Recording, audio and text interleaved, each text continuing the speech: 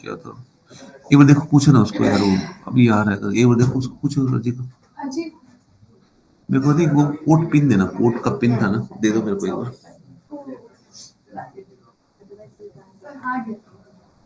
अभी स्टूडेंट्स देख रहे होंगे आपको। अच्छा, student, this is a testing message. Just we want to test it. By 10 o'clock we will meet you. It's going. Sir इसमें attendance कैसे हम लोग करेंगे? आपको उसमें दिख रहा है क्या कितने लोग बैठ रहे हैं? नहीं, मुझे नहीं दिख रहा। तो अटेंडेंस कैसे?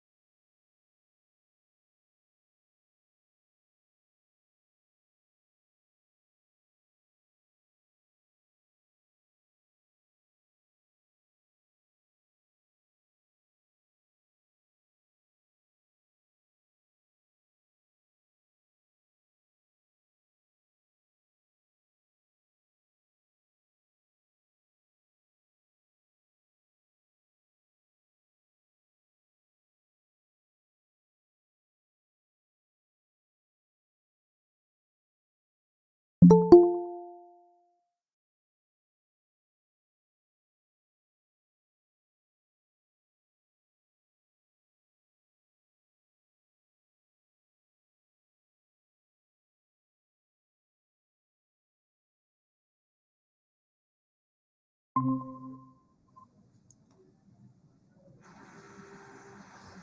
No.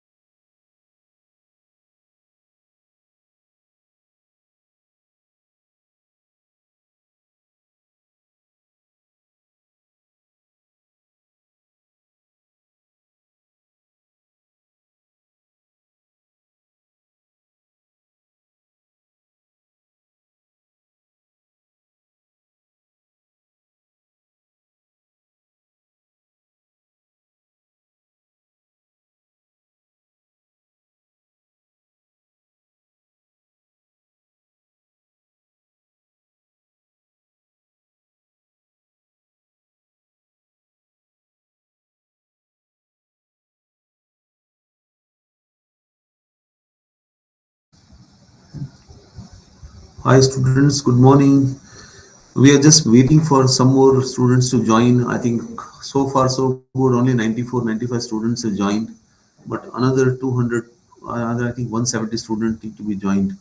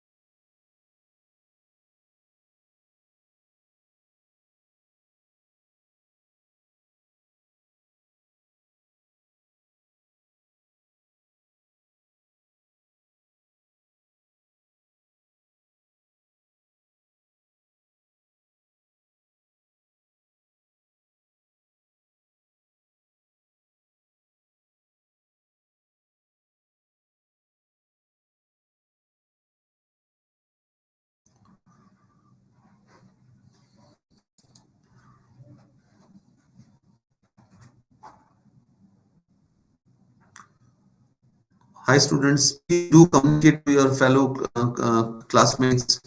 I mean, ask request them to join immediately because these sessions are really important for you. If you miss something, then you would not know how to go about further.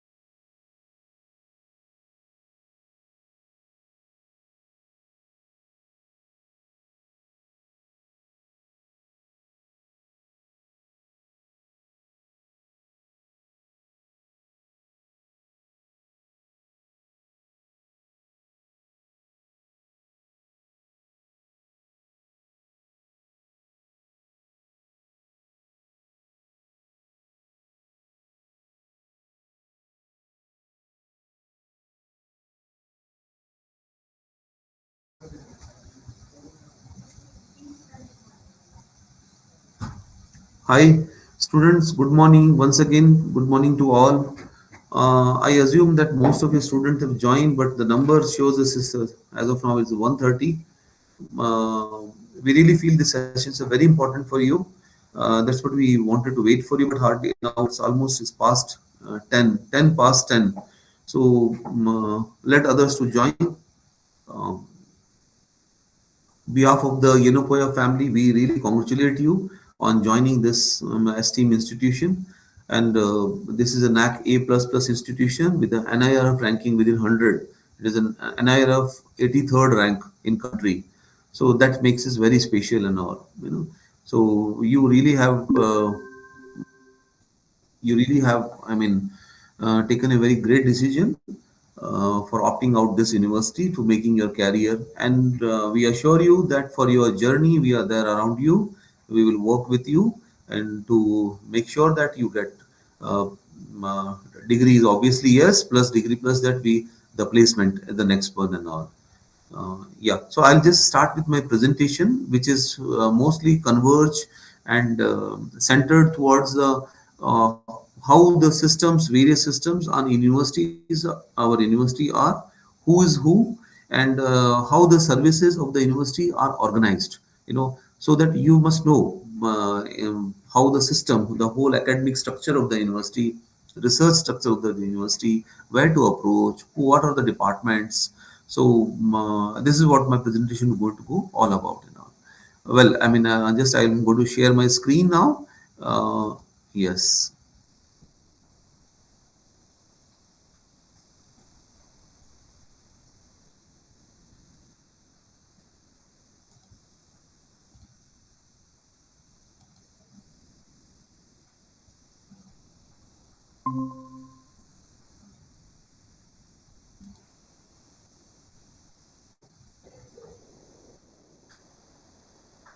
Well, I'm Dr. Jitendra Singh. I'm the director of the campus. I'll be available for your all kind of request, and there are principal for the allied health sciences as well as for the art science as commerce college. But I look after the overall requirement of the campus. The vision and mission of the university is to provide access to quality in higher education, ensuring equity to create a vibrant knowledge capital and to create inspiring leaders for tomorrow who can take this country to the forefront of the developed nation. Another vision is to foster academic excellence and global competencies among students, to create an environment for generations of new knowledge through meaningful research, adopting latest methods of pedagogy, and incorporating modern principles of academics integrated with the highest ethical standards, to extend the knowledge acquired and new knowledge generated for the development of the community. So these are the basic vision of a university, which I just said on. Okay, uh, just to talk about this vision has been driven by our Honorable Chancellor, Dr. Yenupoya Abdullah Kunhi, who's a successful entrepreneur, critical thinker, and planner, and acclaimed philanthropist and all. He's the one who have kept the foundation of this Islamic Academy of Education in 1991 with the idea of providing the professional access to the professional education to the student belonging from the minority religions and all, because there was institutions, there are plentiful of institutions, but he felt that the students, especially from the Muslim community, are somewhere they are lagging behind in the professional education and all. So his objective was to bring everybody on the bring Muslim community also to bring on board par with and all. So this is a Muslim minority institution. However, the access is equal. This is a Muslim, though it is a Muslim minority institution, but it is as diverse as like other universities and all. But the main objective was to giving the underprivileged Muslim students and professional education, making accessible to them and available to them and all. So with this vision, he have established this Islamic Academy of education in 1991, and with 1992 he established Yenupoya Dental College at Mangalore campus, and 1999 the Yenupoya Medical College was established, and 2002 Yenupoya Nursing College was established, and in the same race the 2003 the Yenupoya Physiotherapy College was established and all. And you see the growth trajectory since the 1992, the after the establishment of Yenupoya Dental College, 1999 Medical College, Nursing, 2003 is the physiotherapy, and 2008 becomes the landmark for this institution, whereby two Yenupoya deemed to university form. The Yenupoya University gets its permission by the Government of India (UGC) in the year 2008. So we are about 17 to 29, almost 20 years old in university. You know, soon after the university got established, that we included the Yenupoya Dental College, Medical College, Nursing, Physiotherapy under the university in 2009. And 2017, after this, there was a thorough polishing of these institutions, and these institutions were developed full-fledged. And into the year 2017, the Yenupoya Pharmacy College also, I mean, have added to the folds of Yenupoya, and in one is the pharmacy college, and other science is Yenupoya Institute of Art, Science, Commerce, Management, also in the 2017 and all. So look, yeah, I mean the growth vertical for the Yenupoya was mostly into the medical ground actually till 2017. 2017, they diverged themselves into the art, science, commerce, and management. And in the year 2017, Unipoya adds Ayurvedic Medical College. 2018, Unipoya also adds the Homeopathic Medical College. And 2020, Unipoya comes with the Naturopathy, Yogic Sciences College and Hospital. And 2020 only, Unipoya also adds School of Allied Health Sciences and all, Unipoya Institute of Allied Health Sciences. And now in 2023, we got a permission to start the off center, Bangalore off center. See, those university who are reasonably good, have got a NAC A plus ranking, have gotten a privilege to extend their learning center beyond the city and all. So now Yenupoya has got one more center in Bangalore, and you all are added to this campus from this year actually. So this is the organizational structure of, I mean, the university. I mean, as I mentioned, Dr. Abdullah Puni is chancellor of the university. Chancellor remains on that at the top of it, and after that, Mr. Farhad Yenupoya, he is a pro chancellor, and after the pro chancellor, there is a board of management. The board of management will look into the, I mean, all the recommendations made by the Planning and Monitoring Board, Finance Committee, and the various committees under the statutory bodies. So those all things will be placed under the Board of Management, and Vice Chancellor also is accountable for the Board of Management, and the Registrar is accountable for the, here you can see the Registrar is accountable to the Chancellor. And then you can see the two things around. One is left side, you can see the academic council, the faculty, board of studies, board of PG teachers, and and the controller of examination. So this all are accountable to the board of management, vice chancellor, and the pro chancellor. And that is for the academic administration. And the right side you come. This is a general administration, planning and monitoring board, finance committee, and various other committees, um, finance officers, they all report to the board of management, vice chancellor. Well, so I mean, continuing from the registrar, the next is the registrar is a chief administrative officer of the university, who is head of almost most of the administrative part of the university, whereby all the deans, principals, director, librarian, IQAC, uh, various deputy registrars from the different department, purchase, stores, human resource management, physical director, maintenance department, SWO, PRO, and the campus administrative officers. So these are the things are being looked up by the registrar and all. So this is what the structure of our services at Ginopoya. Yeah, there are some statutory bodies which is made by UGC as per the UGC mandate. That board of management, which I've shown you before, the board of management is the supreme body. Then there are planning monitoring board, academic council, finance committee, and board of studies. So, board of management is the supreme body of the university, whereby all the people from the different forks, the people who have really achieved so much into their life, they will be invited to become to the member of the board of management. Uh, from the country or from different states and from the international level also, you know.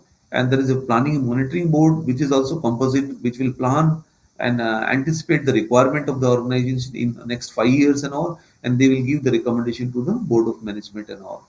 And academic council is the main body which looks after preparing the curriculum, syllabi, and giving the various academic approval, permissions, and it's the mainly look after the student administration, student academic administration. The finance committee will look into the financial planning of the university and giving making the recommendation, giving submitted to the board of management and all. And the board of studies is once again uh, it is a I mean subject related. You got a faculty of management, faculty of commerce, faculty of allied health sciences. So for each faculty, we have got one board of studies, and this board of studies, whereby the experts from the uh, different subjects, they sit together and they prepare the syllabi, and they assess the learning needs in the board of studies, and they make the recommendation to the academic council. And through academic council, it will be your recommendation will be made to the board of management actually.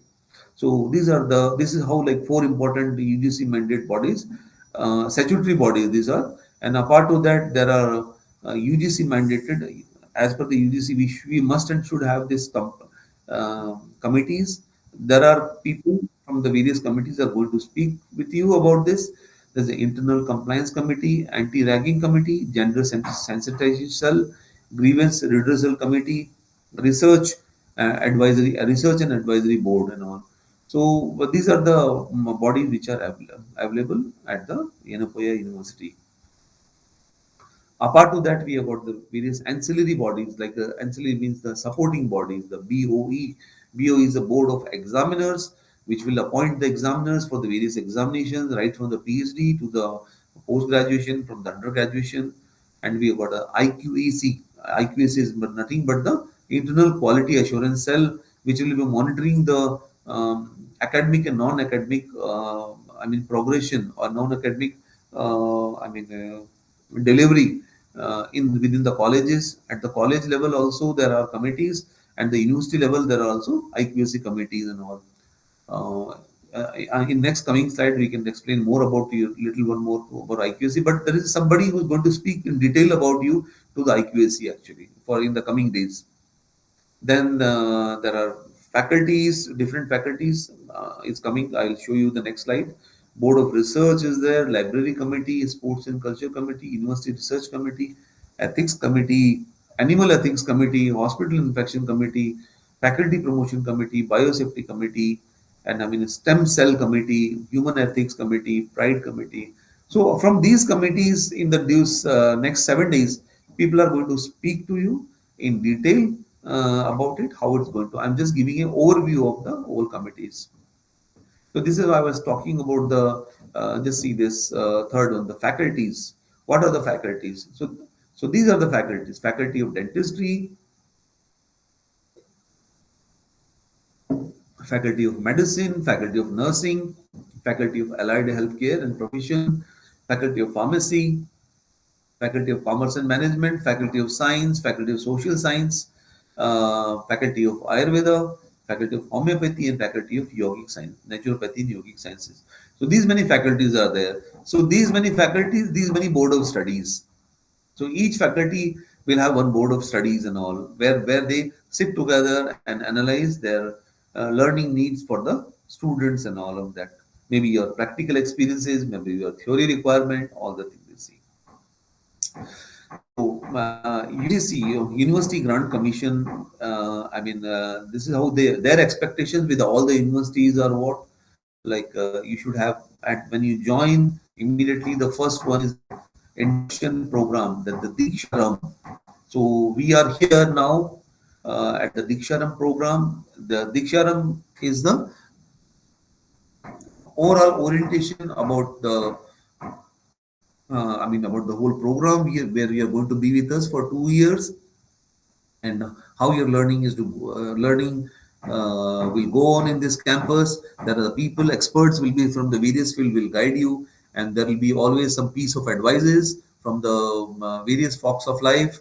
Various experts will speak to you and share their experiences. Okay. Next is the OBE framework. OBE is what? Outcome based education. So in our university, we have all the programs are aligned as per the outcome based education framework. You know, you will learn, and all the programs are outcome based framework and ICT enabled. In ICT and enabled teaching learning method, TL method, teaching learning method. So all those things are like we have got very well Wi-Fi connectivity, and no chalkboards here. At least all are the digital boards, and very well. This is a completely an ICT upgraded and high graded and technology upgraded campus. This is, and we have various soft skills programs coming up for you here with the family adoption programs, like MPH student or MHA student. They may have, depend on the program. What are the programs are there? Depend upon need and all. The family adoption programs also we are going to roll out for you, and Center for the Environmental Studies, Center for the Ethics and Research Center, and Guru Dakshanta FDPs. So for the teachers also, we have got the full-fledged faculty development programs which are going on. We have got alumni association and various full-fledged examination system, examination center with the updated examination reforms. So in total, we have got about 91 programs, and 42 are new programs, and 96.96% of the programs are CBCS and all. CBCS programs means it is a like a semester-based programs. This is, and 41 are value-added programs, and this universities, all the program, most of the programs are NEP compliant programs, National Education Policy compliant programs and all. I know many of you know about what the NEP is, but here most of the programs are aligned with the NEP. So in the last slide, I think I spoke somewhere about the internal quality assurance cell. So IQAC is the one which is a mandatory requirement by the UGC, which regulates and monitors the quality awareness development, quality assurance trainings, quality parameter dissemination, quality report preparations, faculty activity documentation, developing quality benchmark, AQR, SWOT analysis. Like it's all, you will learn more in detail about it. So it means these are the indicators on which the university should perform, and we must stand upon those indicators on high ranking. Actually, you see the NAC, we got a NAC A. This is the old ranking little. Now our score is NAC 3.69, and NIRF we had 80. So these are the different rankings where we must to continue evolve ourselves, continue refine ourselves. Our research programs are so so we are competing with the best of the universities in India, and it is not easy to be in the top 100 universities of almost 1,500 universities existing in India. Okay. So I talked about the NEP last slide, where NEP talks about the creativity, critical thinking, comprehending concepts, fostering student capabilities. So these are the things. I know there are like interaction barrier. Otherwise, I really wanted to interact with you. This program is online. How many of you know about the NEP? Um, you know, so probably those who don't know, for their benefit, like NEP is a multiple entry points and multiple exit points and all. Where the programs are so designed that anytime you leave the program and go, you can get some job, you will get some certificate, and you can get some job immediately based upon your number of months you have completed, maybe 6 months, 1 year, or if 1 year you complete means it's kind of a diploma, or 2 year you complete the degree. So that way, on less than 1 year, we certificate program. So most of our programs are NEP compliant programs. So in the previous slide also, I was talk about the student-centered teaching learning method. Student-centered teaching learning method means these are on the left side. You see there are the ways and means of teaching learning methods. One such is the experimental learning, integrated interdisciplinary learning, participatory learning, problem solving methodologies, and self-directed learning. So one example of the experiment learning is simulation centers and Phantom Head Lab. We have a state of art. In coming slide, you will see the pictures of it and all. We have got the best of the simulation lab in the main campus. This lab, whereby the student can go and they can get a hands-on practice with the best of mannequins, with the best of the teachers available around. Uh, you can just test your skills after learning in the theory classes. And the same lab we are creating in this campus also. Maybe by the time you come and join on the campus, these things will be coming to us here. And interdisciplinary courses, we give a lot of emphasis on the interdisciplinary courses, like Coursera platform will be available to you. One among us will be talking to you about the Coursera programs, and the Coursera is as a free program given to all the students, whereby all the students with their email IDs they can get registered in the Coursera. And there are two things. The two benefits of the Coursera is, like, when you are what has been taught in the class, you go back and the same chapters, you will get a lot of content in the Coursera, a lot of literatures in the Coursera about the same topic. Say, like, somebody has learned about the mm, artificial intelligence, some latest topic about artificial intelligence. So in the class, he might have got about 70% or 80% idea of it and all, but still the gap is of 30%. So he can go back, he can log into his Coursera account from house, and he can get himself updated with the many more videos, many more audios, and many more PowerPoint presentations, and the digital content which are available to you and all. And the participatory learning, we encourage. So we make a small discussion groups and all, debate panel. These are the teachers which will involve you, depend on the activities, case studies, concept mapping, and the self-directed learning. There are the classrooms. We take you in the clinical setting. We take you in the different. We have got tie-ups with the various industry, academia collaborations, whereby you can take to the, like, those who are from the hospitality, and then the food sciences and all. So we have got a tie-up, so there you can go on site, and you can see things happening and all. That is a more of self-directed learning. We'll post you there, and then you can get yourself properly experienced.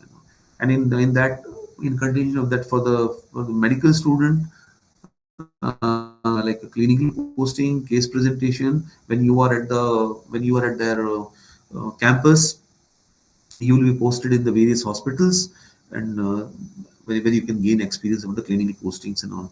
And we will be encouraging you to the project based ICMR, Indian Council for Medical Research, and they float many of the projects for the student also, for the faculties also. So depend upon that, the teacher will guide you what suits you. And the role play, obviously, it's when you want to pass on some message, health message and all, street plays, psychodrama, role plays are the for the MSc psychology students. So these are the options we have for you and all. What fits when for whom? That our teachers will sit with you and craft it, and it's a mode of like a participatory learning. You also can come back and say, yes, this is how you want to do it and all. Fine. So we'll sit with you, and So these are the learning options we have for you, the teaching learning methods and all. And we honestly we review it very well. We take a, I mean, weekly review, we 10 days review, and we monitor the student learning, we monitor the teachers on a weekly basis, on the monthly basis, and we take the how the classes are going on. We take review from the students also. You know, okay. Now, what I was speaking about the previous slide, like these learning methods and all, you can see that like in the patient around, when the students and the professor explaining the concepts to the patients, and this is a virtual dissection. You know, and the small groups, small group based learning, PG clinical skill learning. These are the small features of it.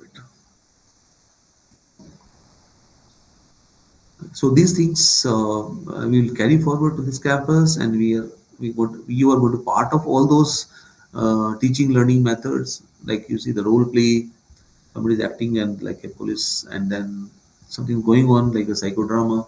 This is a group discussions, debates.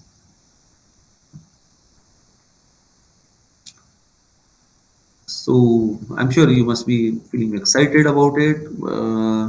The kind of exposure we give to students, the kind of a tailor made, and not like it was something was happening in another campus and may happen here also.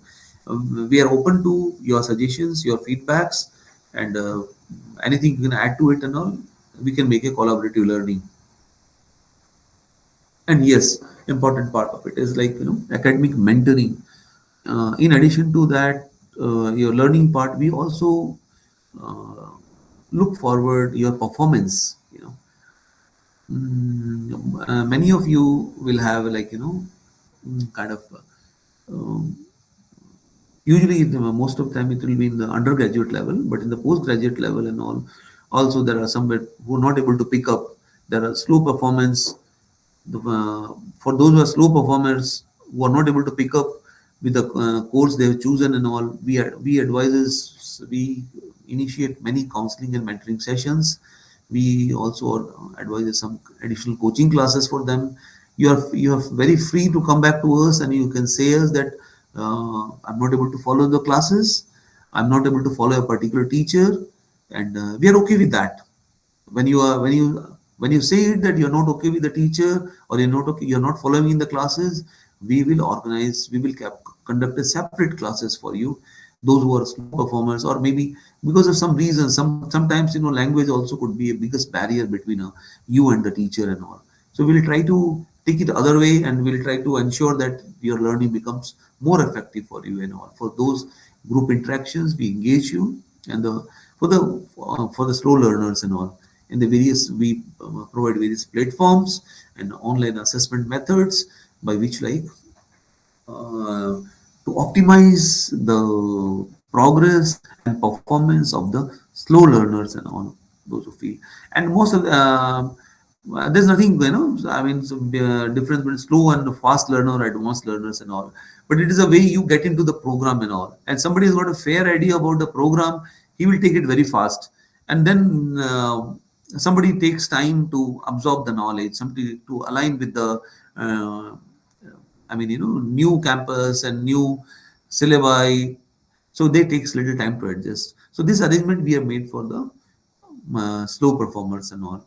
This arrangement is very much there, And yes, for the advanced learners, like somebody who has already done some diplomas, and they are getting into the same field into the masters.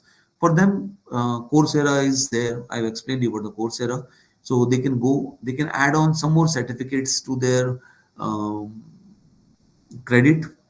In UGC, for your knowledge, please, all of you have to understand that. Like now, it's no more like your learning is related to the degree certificates. Actually, UGC has mandated to give us the ABC, Academic Bank of Credits and all. And that Academic Bank of Credit has been configured here also at campus. See, along with the degree, if you are interested to optimize your learning or to add more and more certificate programs to it and all, so these programs are going like Coursera programs and all are there, whereby depend upon your specialty. There could be even 2 weeks or 3 weeks or 4 weeks or 6 weeks programs is there. If you do that, you will add one few credit. That credit will be added to your academic bank of credit. So each student will have the academic bank of credit one account. So in an account, you will be adding the credits actually.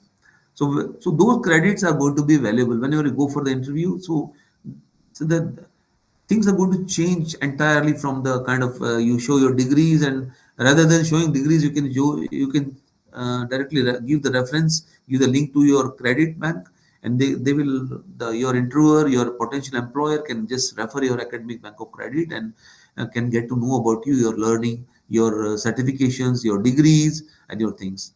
So for those advanced learners, we have these programs like competitive various. They can be part of the various competitive exams, uh, like IELTS, maybe for online exams, or for the maybe IAS and all. So we give this facility, we make this facility available at our campus in coming days and all, so that you can spend your time, good time in the library, to prepare for such exams, to get yourself more equipped with the knowledge.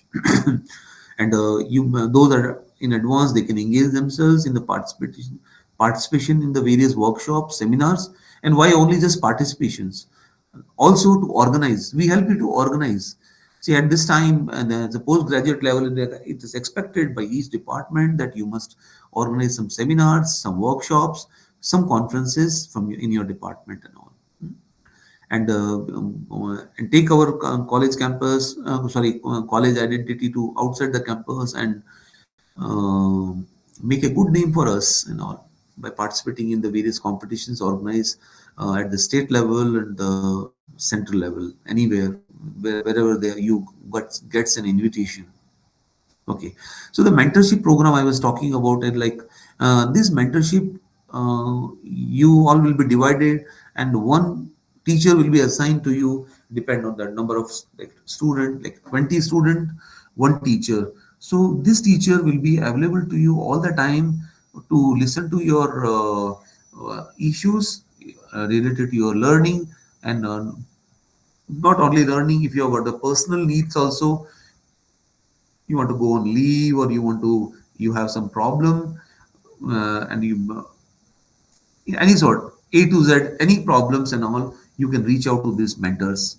And these mentors are the communicating channels between you and me and the principal, concerned principal.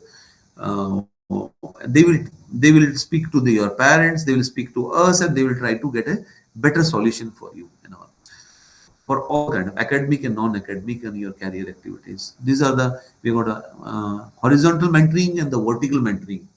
The horizontal mentoring at the base level, it is within the department. The head of department will monitor you, and she will be the mentor for you. He or she will be the mentor for you. Vertical mentoring is that are the designated mentors which we will assign for you actually. So depends on the department, number of mentors will be. So we have the what I was talking about, the slow learner and the fast learners. So we after giving them the improvement test, or making secondary arrangements for them, we have earlier their performance was very less than 50%. Less than 50%, but now the academic performance was enhanced after intervening to 88%, 86%, and all.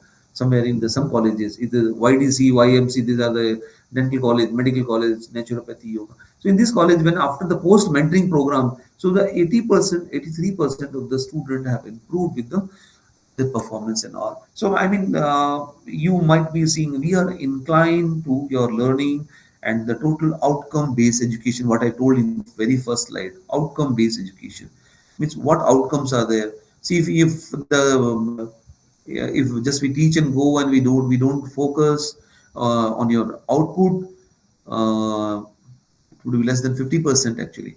But that's what we take those students who are not able to patch up with that, patch up with the environment or the learning. We bring and optimize them to the other students and enhance the total academic improvement. See, you can see that some advanced learner achievements and all.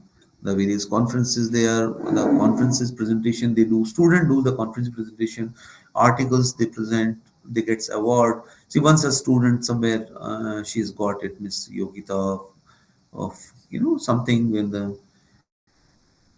uh, and this is another certificate of some other student and all. So this is just an example, just to show you those students who are the high learners, advanced learners, have always their way out. They can achieve more, and we provide them the sufficient platform to reach to the world actually.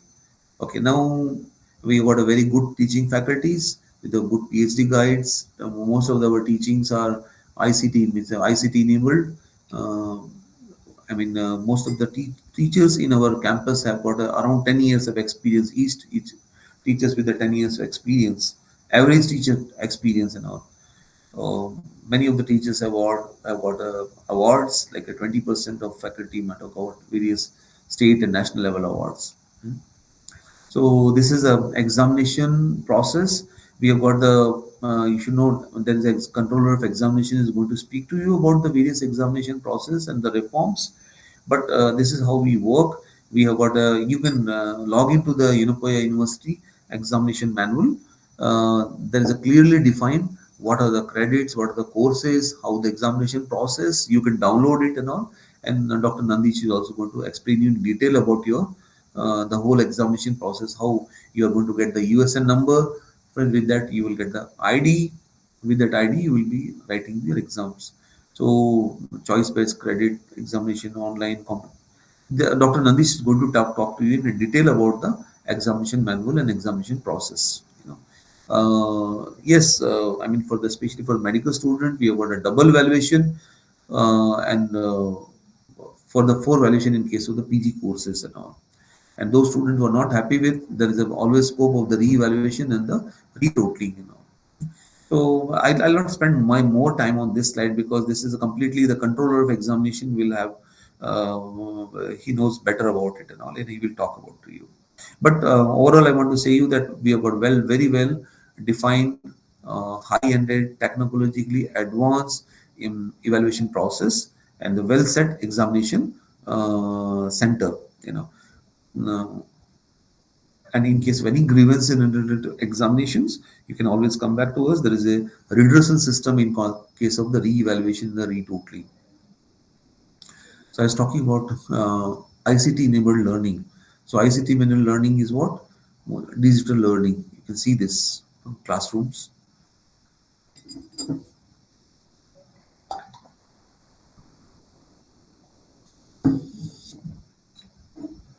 This is software app based teaching. You will get to know Dr. Rajesh from the he's IT director. He's going to speak to you about what are the software app-based teaching methodologies to available to all of you. The clinical key, all these things. Dr. Rajesh is going to speak to you, and Dr. Ali is a deputy chief librarian. He's going to speak to you about the what are the online journals, online library which is available to you here and all. Yeah. So you will get link. Maybe today, yesterday your counseling got over. Today by evening, so your IDs will be configured and all. And once your ID is configured, but you must not miss any of the session. So these sessions are customized and tailor made to help you out, to sail you through your 2 years of journey and all. Whereby each expert will come and will tell you how to do the particular, like exam, somebody is going to come, like about library, somebody is going to come and tell you about the library resources and all. Research, somebody's because PG student research is very important for you. So the research you will be, our research director will come and explain about the research process and what are the research grants are available for you, what are the opportunities are available to you, what we are doing, how can you add on to our strength in terms of research and all. Okay, and then you see that technology enabled teaching learning resources. There are online resources, electronic databases, online learning tools, and institutional learning tools. See, correspondingly, if you see this, online learning resources, what are the online learning resources? Coursera, Swam, NPTEL, and Swam Prabha. This Swam is a government of India. Coursera, I already spoken about you about. There's nobody is going to speak to you about Coursera and detail to you. This is available to you. Swam portal, government of India has made it a Swam portal freely available to all the students. So in the Swam portal, you can get yourself registered by your university ID, and you can make your self-paced learning. You can choose the course you want, and you can get credits added to your academic bank of credit and all. Likewise, Swam Prabha and NPT portal also are there. In electronic databases, National Digital Library. So these are the portals: Helinet portal, PubMed, all these databases we have subscribed. We are member to all this, and it is available to you. These all are available to you.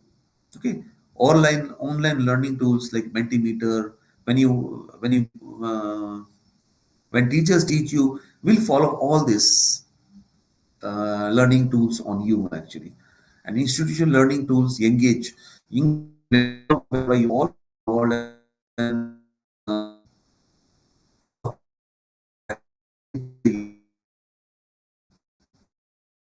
is a repository. It is a kind of a ERP, which is whereby your classes, where how your classes are scheduled, or how your topics are scheduled, who are their teachers, you will get to know from these learning tools and all. And of course, Google Meet, Google Classroom, Zoom, and all. So we are member of all this, and we have taken subscription of the various things, and we make it available to our all of our students. Promotion of research. It's our commitment to research. Uh, there's a full-fledged research department. There are the research drafted research policies. There are the ways and means how we support our students and the faculty for the research project. And they get students gets a grant from the if your project is too good, university gives you grant for conducting your research and all. And it's a doctoral research or the master research and all. If it depends upon the research committee and the ethical committee feel. And the budget, 5 years of the research funding average 4% of the total revenue of the university. It means the 4% of the total revenue we have spent on the research. And we are very, very proud about our research department. And we will take you to the main campus. We have got a research, just not the research, but the incubation center also. The incubation center is a center whereby all the ideas which comes out of the research, at the end of the research, the idea comes out, will be given, will be converted into the reality, and and all those incubation centers, uh, uh, the top-notch researchers will be given the space, and they can devise. And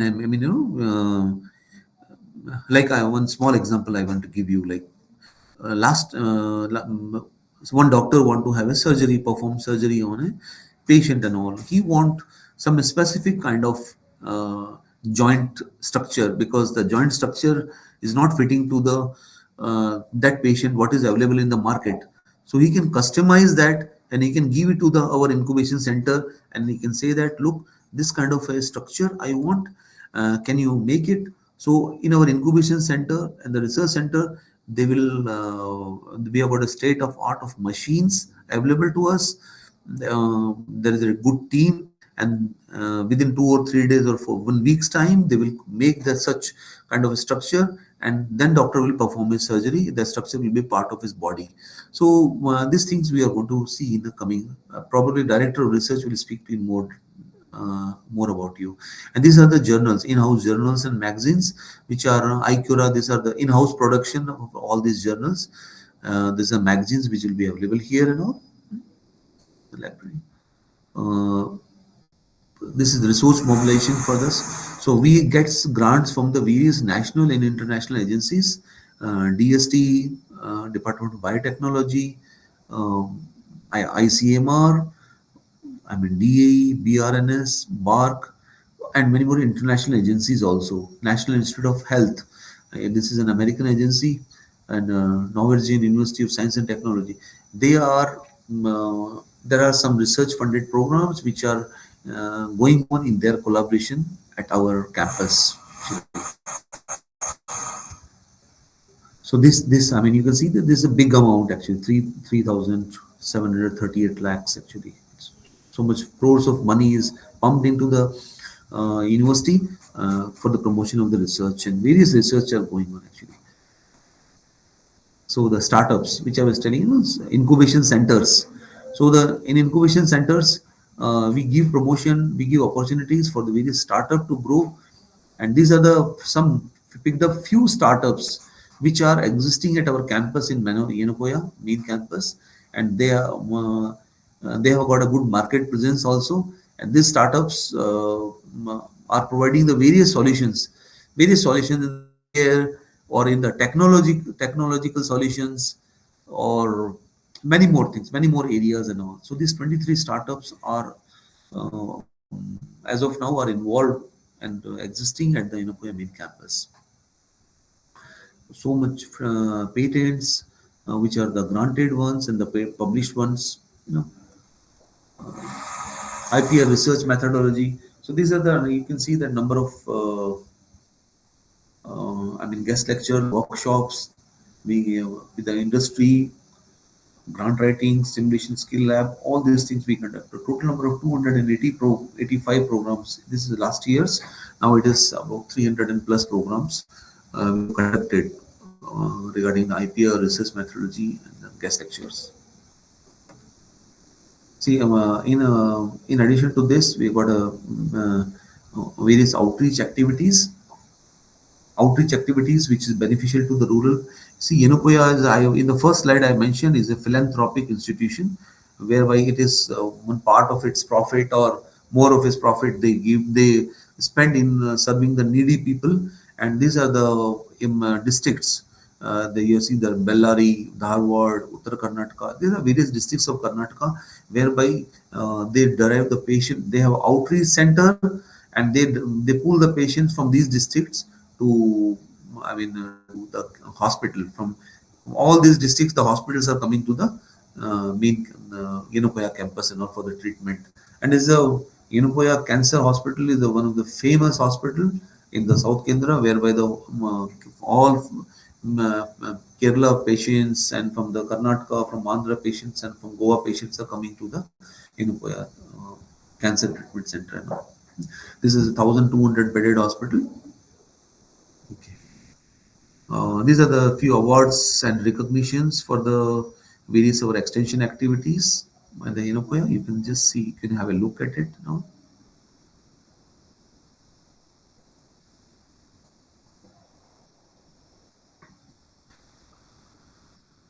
Okay, then is apart to the academics, we have got the societal commitments.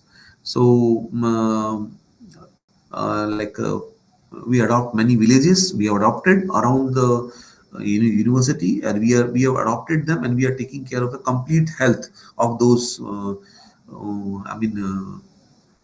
Villages and all, in terms of the school health, in terms of the home visits, in terms of their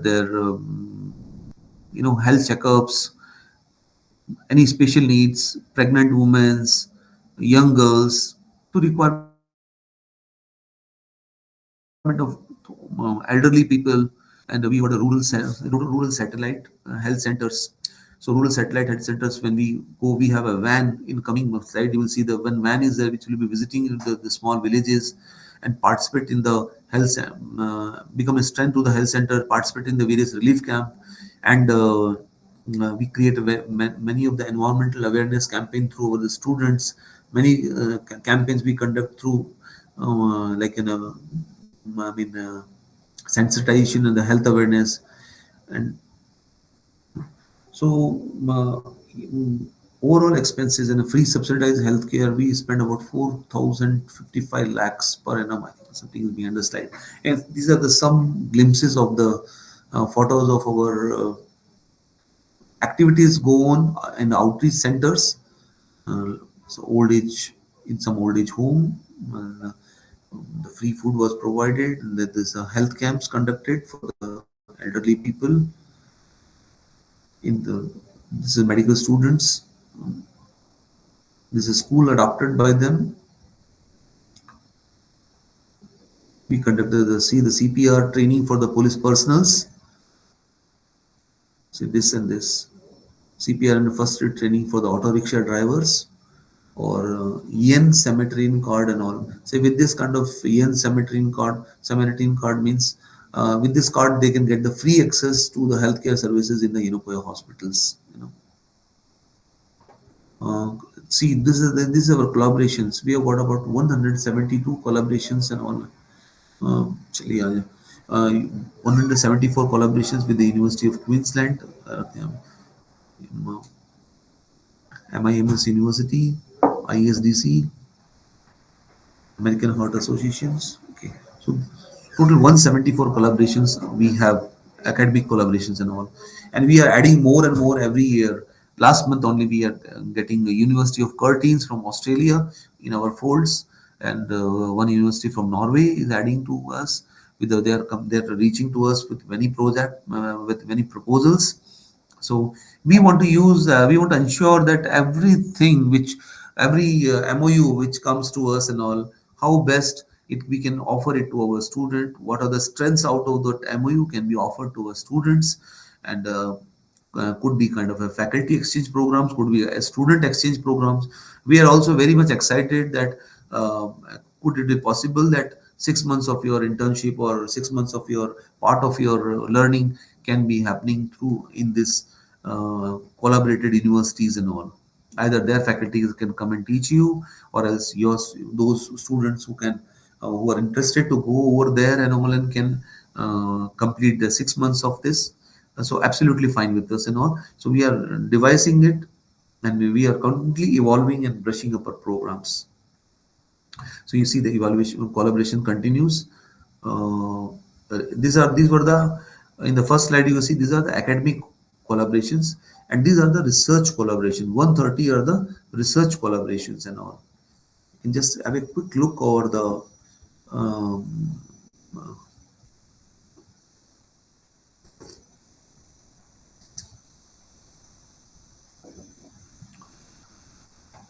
so everything, whether it is academic collaboration or whether it is research collaboration, these collaborations are for whom it is. It is for the faculty and for the students, for the advantage of the faculty to upgrade their knowledge and to benefit the students in terms of the knowledge transfer, and in terms of the jobs. We always look forward that why don't at the end of their your degree you can be absorbed by such an organizations, you know. So those things focused. So these are the glimpses of our some of collaborative activities with the in the in and around our campus in Mangalore, whereby Department of Community Medicine, OBG departments with an they have implemented research for the maternal nutrition, and with UNICEF. This program is going on very well, and there are plenty full of beneficiary for these programs and all. And people around are very very thankful for the Yenagoa initiatives. I think this is already this slide I explained you. Physical facility for the teaching learning. There's a seminar halls, auditorium, and all these things. Fine. Yes, library and information centers. We have a total 53,310 collection of books, out of which like 43,000 textbooks, 9,880 are the reference books and all. We spend about 223 lakhs every year on the library.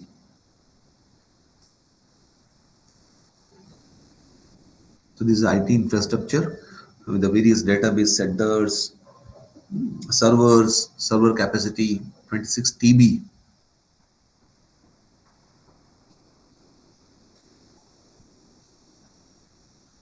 See, facilities for the e-content development actually.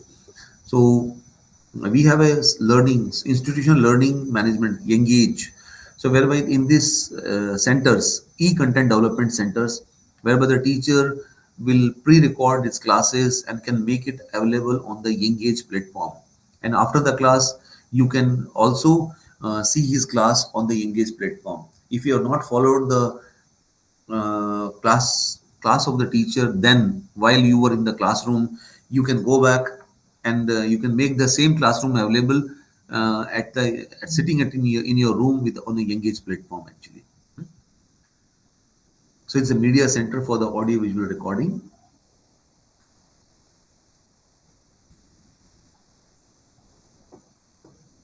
Absolutely, there is a live streaming facilities.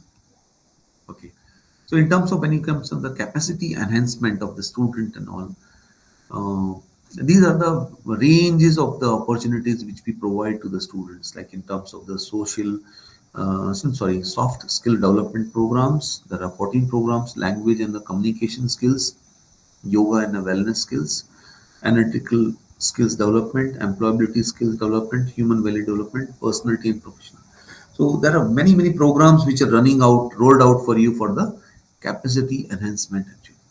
So we are very serious and sure about that. At the end of your 2 years of a journey or your program journey, uh, you are a kind of a you become an asset to the society, and the graduates of the Yelokoya, when they go out, the demands in the market always remains very high actually. It is not about earning alone the degrees.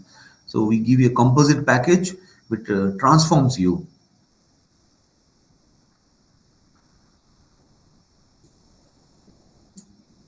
Once again, in terms of the student support, we have got some fee waivers for some needy students, promotion of the student research for the, as I mentioned last time, we give this grants for the students for the research projects and some competitive examinations. We allow them, if still with the PG you want to continue with your some of your uh, could be a civil service examination or any other competitive examination. So we give that environment for you to so that you can aspire your dreams. Career advantage schemes. So these are the career guidance programs. We continue engaging many people who talks about the career and the possible choice of your career, and certain talks with the national and international and state level personalities to our campus.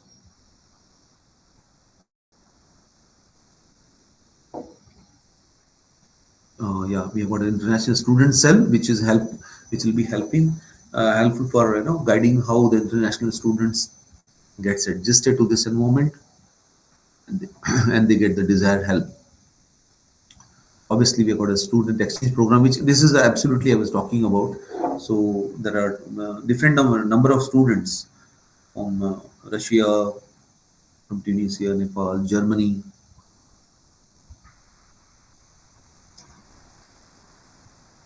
Queensland, from the US. So you see that many students are from the US visiting the campus, and they spent some. I think they were there for 2 months or 6 months. They were here with us for a learning exchange programs.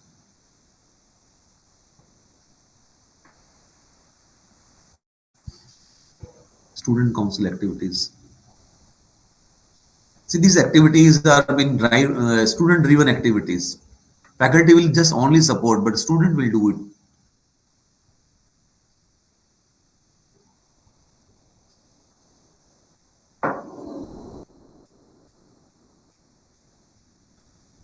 This is a student participation and recognition. 119 students sports cultural activities. See, this is not all about the your classroom learning. We just send you to the field. We just ensure that like you get a good exposure. Some of you are very talented in the sports culturals, so this is a big platform for those activities at our campus. We really encourage your talent, and we want to nurture your talent, and we want that you should uh, get many more opportunities.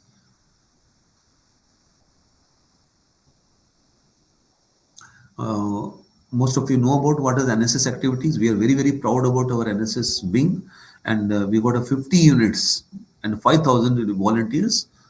under that. And through this NSS, we conduct various cancer awareness programs, many programs, Swachhata Abhiyan, all the government of India programs and all we articulate, all the national day we celebrate through the NSS. Cancer awareness outreach programs. So these are some of the programs, these many volunteers. Cancer is one of the most prevalent in that particular belt, so that's what the focus more is on the cancer by all our hospitals, our volunteers. Once again, the few picture of the family interactions and family interaction, and these are the glimpses of the sports activities. Some of student have a inter college, inter university, and top level they have participated. Of course, we will welcome you with the Freshers Day. I know postgraduate student also deserve a good fresher welcome. We will do it for you, and we look forward to see your talent. Mm. And these are the part of cultural activities. Many of our teachers, faculties have got award by the various government and non-governmental agencies. Awards, no? See, our NSS unit was getting Dr. Ashwini is NSS program coordinator. She's really getting the best program NSS officer of the this year. These are the days, and we celebrate festivals, all the national and international significance, birthdays of the national leaders, observations of the health days and professional recognition days, awareness days on social issues, days related to the environment conservations, all the days, professional recognition days, we mark and we commemorate and uh, we make you part of it and all. So you see the pictures. International Women's Day, World Cancer Day, National Science Day.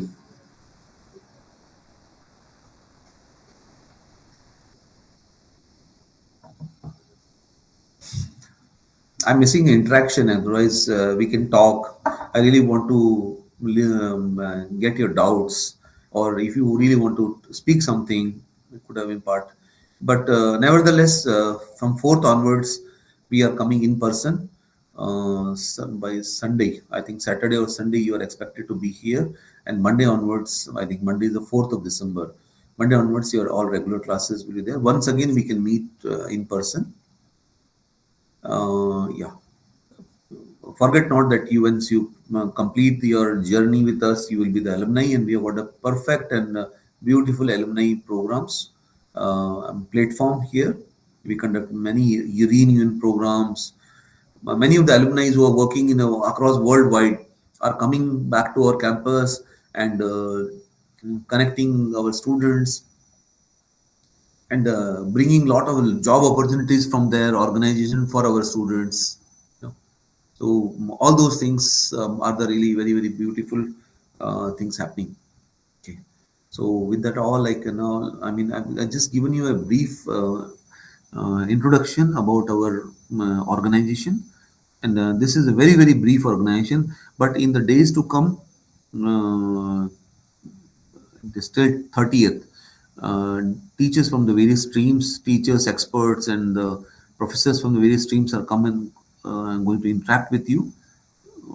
So I really do not want anybody to miss this. Hmm? So I don't know how many of you have joined this. Those who are not joined can come back to us and just a minute. Yeah. Well, yes. So in case if any doubts are there, you can comment it. We will. I'll be more than happy to respond and respond to your comments. So be ready for the next session. Your next session starts by 11:30. So please request all of your classmates, batchmates to be available for the next session. Each session is very important for you. Thank you for your patience hearing, and I assure you, I promise you that there will be no compromise about your learning, about the commitment what we have made with you. about the in terms of your exposure, or in terms of the placement, or in terms of the quality which we want to deliver and all. Okay, so smile. You are at the one of the best university. Thank you. God bless you, and stay engaged for the next sessions and all. Take a break for 5 minutes. That's what I'm leaving it by 11:20, so that when 5 or 7 minutes you take a break, by 11:30 sharp, you come back and you be available for the next session. It's not good. I waited for the 10 minutes. 10:10. I started my this one. I was scheduled by for sharp 10, but it's not good that the senior person waits for the students. They come, the director of the campus comes and sits by 10, and he's waiting for the students. But however, it's okay because it's online. There could be, I understand the various hazards. You know. So it's my appeal to all of you that be available and be punctual. It only shows that how serious are you about your learnings. And we are here for you. This all is meant for you.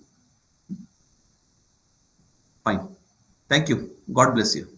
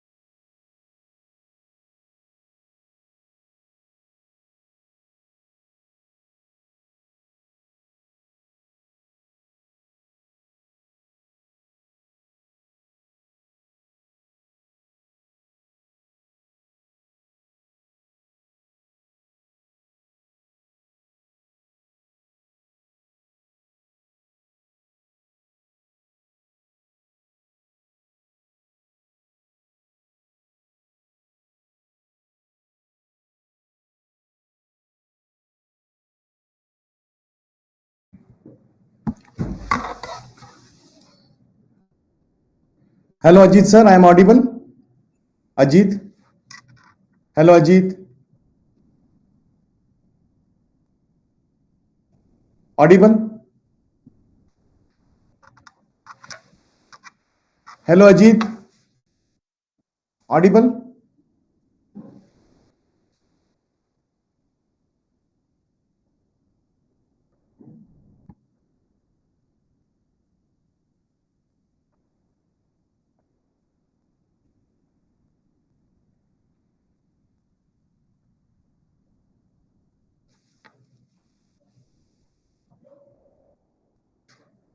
I want to share my screen.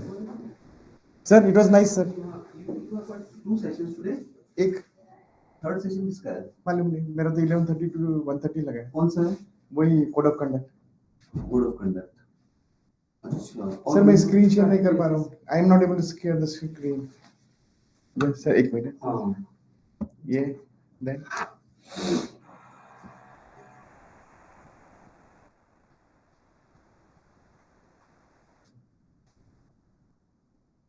अच्छा था sir. हाँ? पता नहीं. वो ये क्या है, जब इंटरेक्शन होता है तब अच्छा. नहीं हाँ. तो स्लीपी स्लीपी सा रहता है. आपको दिख नहीं रहे ना लोग. हाँ दिख नहीं तब तो रहा. आप लोग कैसे करोगे, क्या करोगे? मुझे अच्छा नहीं लगा actually.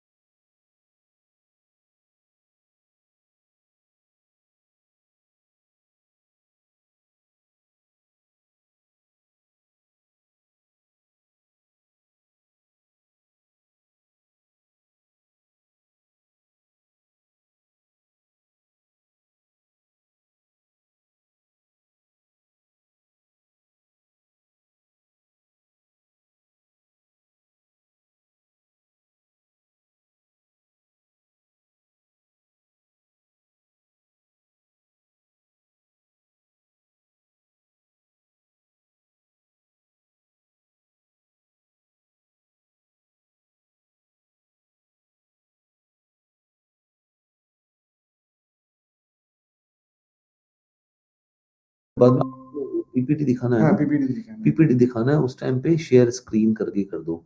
Share the selected tab. कौन सा स्क्रीन है? Sir entire screen. Entire screen, this one, and then share. आप कर सर दो शेयर इसको. कीजिए. हाँ शेयर कर दिया ना. Google Chrome might not be able to screen recording permission on your computer. Oh, मतलब you आप what you do is immediately take out another computer.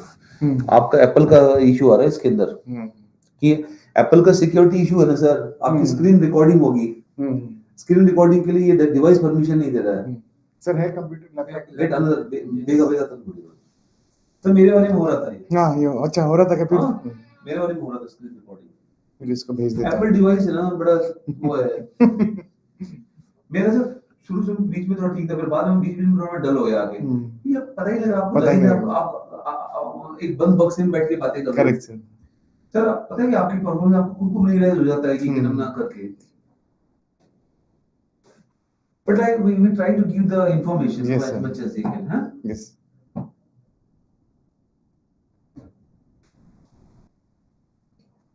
जितना हो सकता है हमने अपनी तरफ से किया है सर. वही. अदरवाइज ये कैसे जैसे मतलब हमें एंथुसियाज्म नहीं आता. हमें मतलब ऐसे लग रहा है कि हम किसी दीवारों से बातें कर रहे हैं. बच्चे दिखते भी रहे ना तो भी अच्छा लगता है थोड़ा सा. यहाँ पे बच्चे भी नहीं दिख रहे थे. कुछ नहीं दिख रहा सर. और कौन है वो भी नहीं पता है. और वो नहीं पता. वो बाहर आप कमरे में बैठे हो, वो लोग आपको देख रहे हैं कि आप अपने से ही बातें कर रहे हैं. ये पागल हो गया क्या आदमी.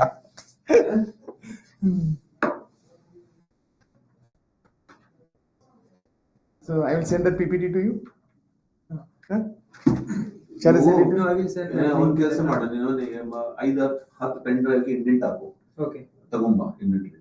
ಪೆನ್ ಡ್ರೈವ್ ಬೇಕು ಅಂತ ಕಂಟೆಂಟ್ ಟ್ರಾನ್ಸ್ಫರ್ ಮಾಡಬೇಕಾದ್ರೆ ಮೇಲ್ ಇಂದ ಗೆಟ್ ಪೆನ್ ಅದು ಡ್ರೈವ್. ಆಲ್ರೆಡಿ ನಾನು ಸೆಂಡ್ ಹೇಳಿದ್ದೀನಿ. ಒಂದು 2 ಪೆನ್ ಡ್ರೈವ್ಸ್ ಹೇಳಿದ್ದೀನಿ. 10 ಪೆನ್ ಡ್ರೈವ್ ಕೇಳ್ರಿ ಬೇಕಾಗುತ್ತೆ ನೋಡಿ.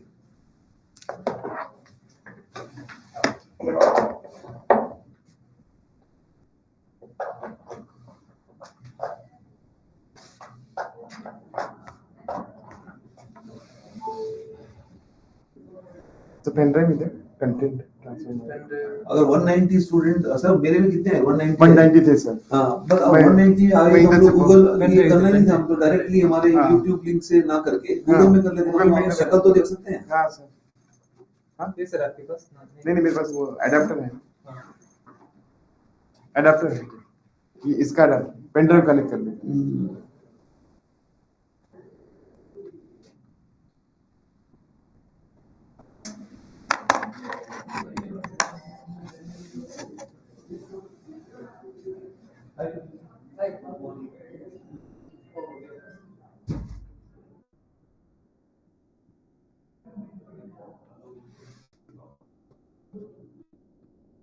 सर भी मेरा सेशन है sir one my session is there at 11:30 11:30 हाँ I will talk to you after 10 minutes please wait sir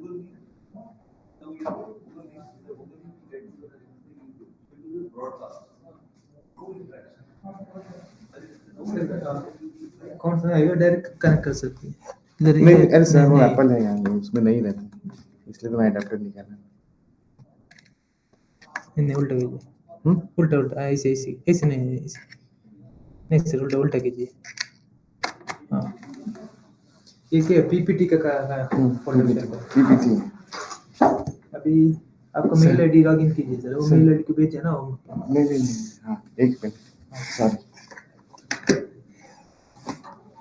ये पीपीटी ट्रांसफर करना है ना अरे यार ये बहुत एप्पल का बहुत बड़ा प्रॉब्लम है किधर है पीपीटी ईएसडी हाँ वही है हाँ अभी हाँ वही है वही है ये ठीक है अभी इसमें पीपीटी है पता नहीं सर देखना है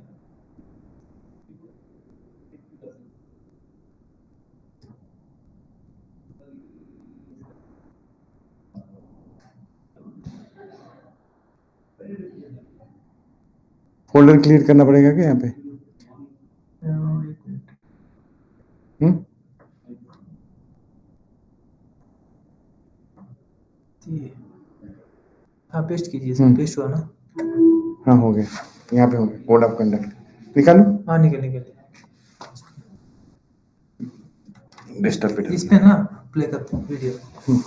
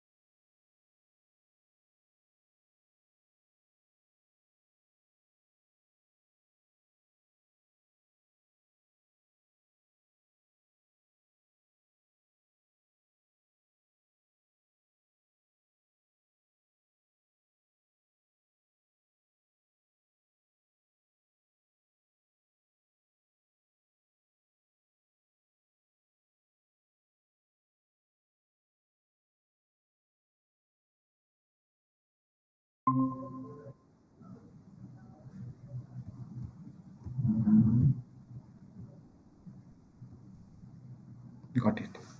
Got it. ये यही है ना? वही हो है। गया हाँ.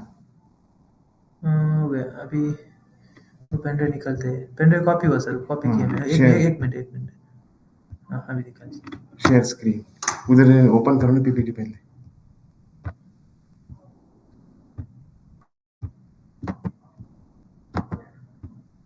ओपन.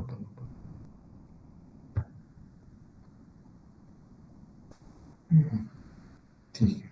अभी ईमेल वो पता है ना सर? वो तो पता है ना? शेयर कर दो. शेयर. नहीं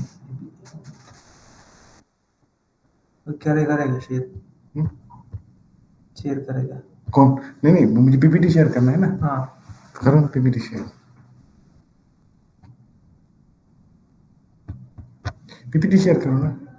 एक minute sir.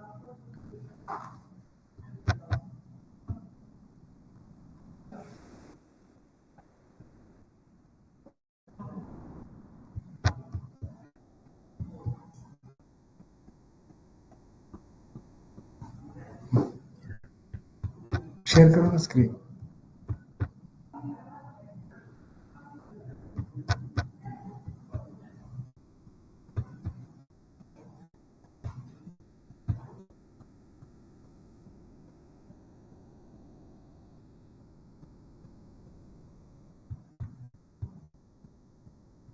Share screen share. Window enter screen. Share होना। शेयर करो ना यार. शेयर. एक मिनट ये share audio. Share.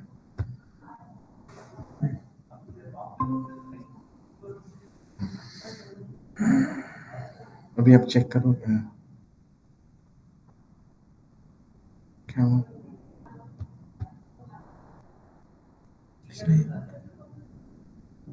Camera on कर सकते हैं?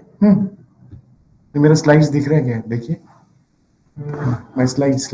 एक मिनट इसको क्लिक कीजिए, डबल टैप करिए।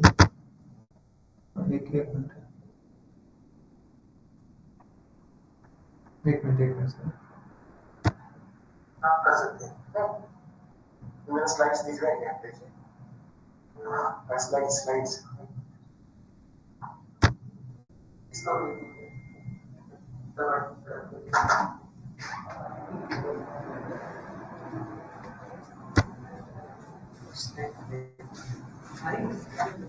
Sir sorry. क्या बात कर रहे हैं? आपको दिख रहा है sir? Slides analytics.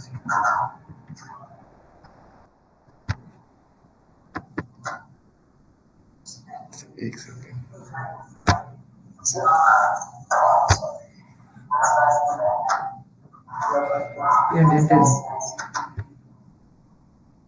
Select sir एक मिनट रुको, पहले तो आप बात करोगे ना.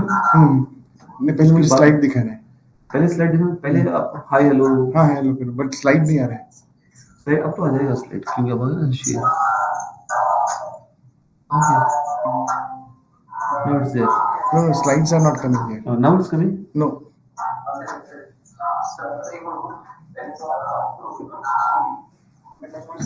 एक second. Sir, it's already opened here. PPT. But slides क्या है ये?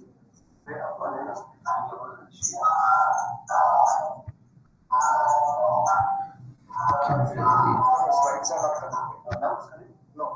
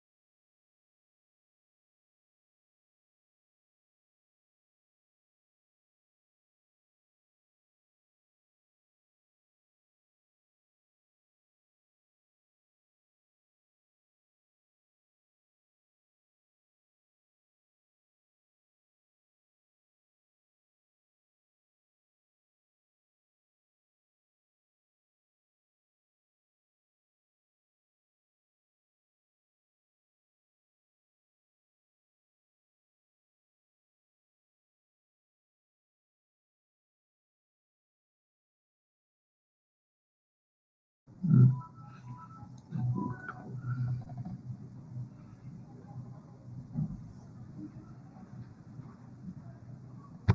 स्लाइड्स दिख रहे हैं? अभी दिख रहे थे।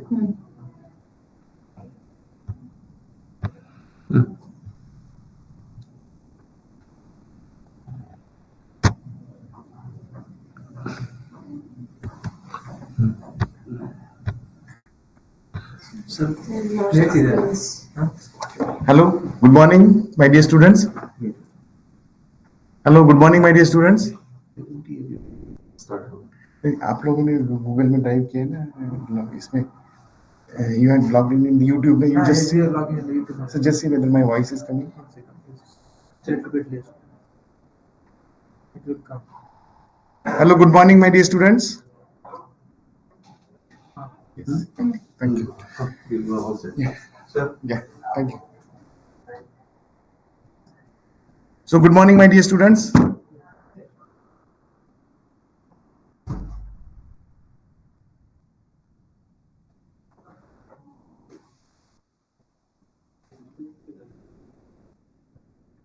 I hope you are able to hear me. Ajit sir, please check if I am audible. Ajit, please check if I am audible.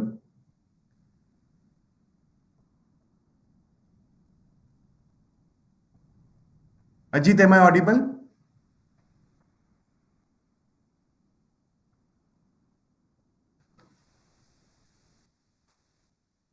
Audible? Yeah. So, my dear students, I'm very happy to see that all of you are present here.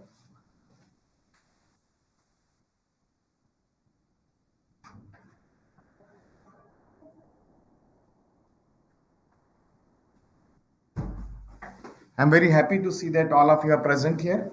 I welcome you to NOPA University, and let me congratulate all of you for joining our NOPA University Bangalore campus, my dear student.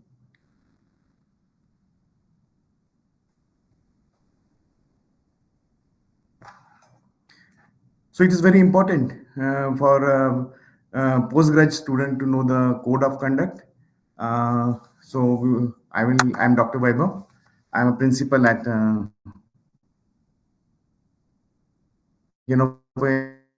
University Bangalore campus. Very happy to see you all. It's awesome that you are all present here.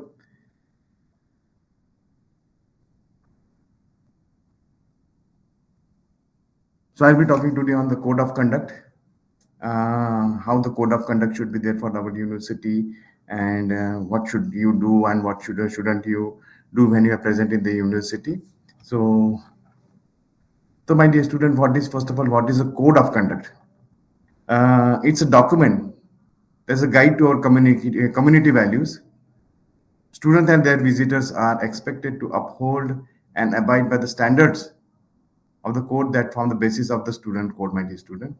The complete code was given on admission day to you, and I hope you had signed it. And we believe that you should always go ahead with this we should follow the code of conduct and see that your presence in the university is very pleasant.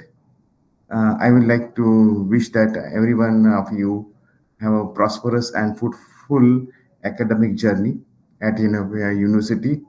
I wish you a very disciplined and academic journey going ahead. Now, why this code of conducts and all this thing has to come? So let us see the values, our shared values. These are our shared values: integrity, fairness, community, respect, responsibility. This need to be incorporated in your day-to-day life, without which you cannot survive in the society. It is very difficult. It will be very difficult for you to have a very pleasant stay at our university. And before that, I would like to share some short story to you, where we where we all listen, but where we all like to listen, but we don't like to follow. So once upon a time, it so happened there was a couple in one city, and they were very rich, and they were having a speaking parrot. Speaking parrot, this this speaking parrot always used to ask their uh, this couple that when I will be free, when I will be free from this cage and all this thing. So this couple was having a habit that every evening they used to go to some priest for some religious preaching and to have some good time with that religious leader. So they used to daily go there and sit with them, have the chit chat. So every day this parrot, I used to ask them when I will be relieved from the cage, when I will be relieved from the cage. So one day they got fed up. This couple got fed up, and they said, "Okay, today we'll go and ask to that priest or to that Swamiji that the question that you are asking." So they went to the Swamiji and asked the question that Swamiji, there is one parrot at my house, at my home. It's in the cage, and it is always asking when I will be free from the cage, when I will be free from the cage. Listening this question, Swamiji fainted. Everybody got worried why this somehow Swamiji got fainted, and they put some water on his face, and he woke up. And that day was very bad day for that couple. That night was very bad night for the couple, and they came to their house and they scolded the parrot. They said, "What is this? What is the type of the question that you are asking? What is this question you are asking?" When we asked that question, the question that you had asked, when we put this question to Swamiji, he got fainted. So this is not the right question that you are asking. So again, they went to the bed, and they had next day morning they woke up, and they had seen next day morning that parrot was lying upside down. They're very worried. They seen what is this happening. This parrot morning we so yesterday night it was a very bad night for us, and then we scolded our parent. Is our lovable parent. Lovable parrot. It also today morning it died. So that lady was there. She opened the cage. She opened the cage. She opened the cage and found it out. The moment she opened the cage and took the parrot in her hand, the parrot ran away. The parent, the parrot ran away. They were very surprised. As usual, they came to next day night. They came to the Swamiji and put the same question. See, the Swamiji, that parrot was very naughty parrot. What he had done when he had pretended to be dead and died, and when he opened the cage, he ran away. So Swamiji had given a smile came on our Swamiji face, and he said, "You are coming daily to me. You are coming daily to me, listening to my religious lecture and all this thing, but you could not understand. But when you narrated this story to the parrot, he understand and make the best use of it, and he understand." And he narrated the story to the parrot that he understood, and he make the best use of it, and now he's free from the cage. So this was the story which tells us that we try to listen everything, but we don't try to implement the things. We are very good in the listening, but we are very bad in implementing. So my dear student, I request you not to listen, but to implement this code of conduct in your day-to-day life. Because this is not related to our university only. This is related to the overall behavior when you are in the society, because we are living in the society. We are not individual. We are living in the society, and when we are living in the society, we have to take care of each other. So that's why I'm calling this as our shared values, not only the values. It are the shared values. We have to share with each other. Sharing is a type of the caring, my dear student. So we need to see that these are the values on our university works. Our university, as our director sir had said, that our university is having the ranking of, our university ranking is 83.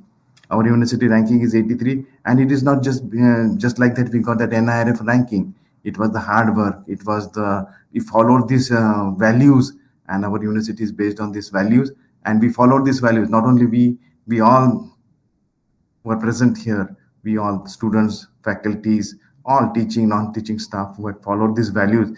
And after this following these values, we had come to this stage. We want you to fall in line, to be in sync with, we want you to be in sync with these values. The first and the very important thing is the integrity.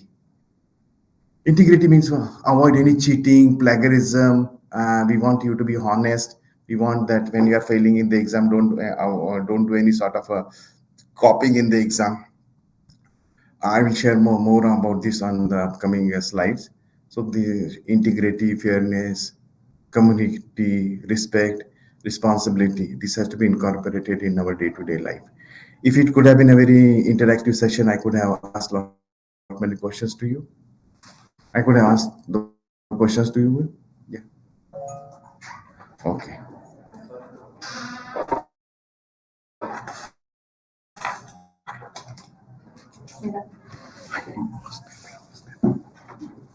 Okay.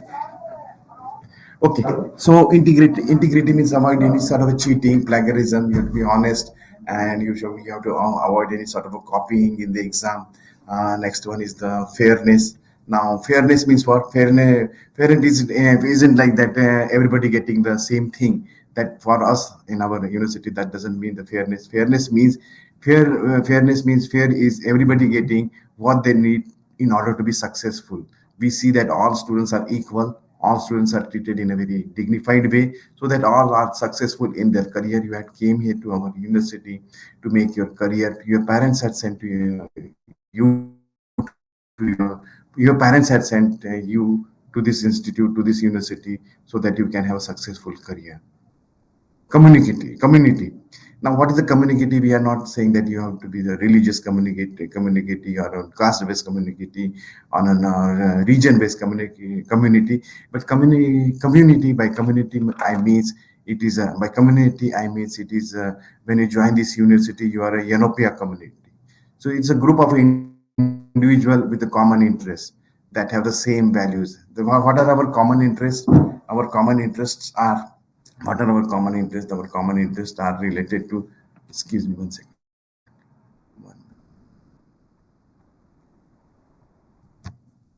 Our common interest, what is our common interest? Our common interests are related to that we should come here, we must study here, we must come here, we must study here, we should cooperate with each other, and we at the end of the day, we want you to be going with the flying colors, we want you to be placed. Some of you want to do some postgraduates, you can do some postgraduate, you can go for higher studies like PhDs and all this thing. So in this that community sort of feeling should come, and that community feeling will help you to grow in your career. Next value that next shared value is respect. We have to respect the diversity. We have to respect the gender. We have to respect the religious choices. We have to respect the political belief. We have to respect the culture. And when you respect each other cultures, when you respect the gender, when you respect the diversity, definitely it will help you in growing in your career. Definitely it will, your stay in the university will be pleasant. Most of the code of the conduct that had been developed are based on these values only, that is the integrity, community, respect, and responsibility. Now, these are the five values: integrity,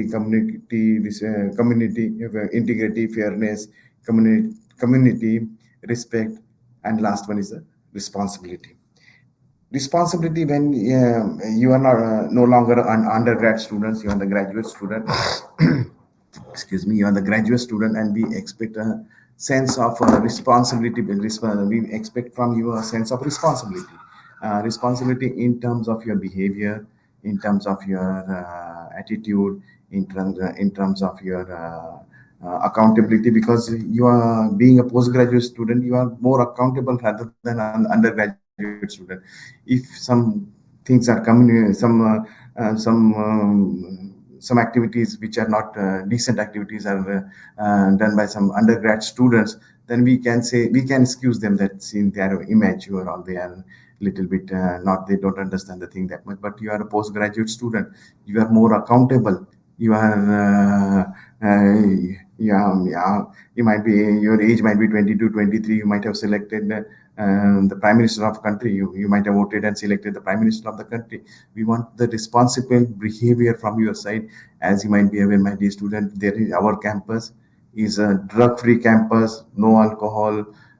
We want you to see that we want wherever you are staying, in either in the hostel or in somewhere PGs, we want you to be behaving in a very decent way, because you will be wearing the tag of your university. You are carrying the university prestige. You are carrying the university respect with you. Most of the time you will be moving in the uniform. You are carrying the ID cards with you. So when you are outside, people should not say, "Oh, these are the NOPI student," and see what way they are behaving. And if you should not create as making a group or something and create the chaos outside, create the chaos outside the and create the chaos outside the campus or inside the campus and so on. Always respect your teachers, always respect your teacher, and always be remembered that there will always, whenever you are going for any job or whenever you are going for any interviews or when you are going abroad, or there will be some background check sort of thing. And when the background checks are done, your check should, when the background verification is there, it should be we should be very happy to say that this particular XYZ student is a very good student. So please always remember, these are the five shared values on which our code of conduct is based.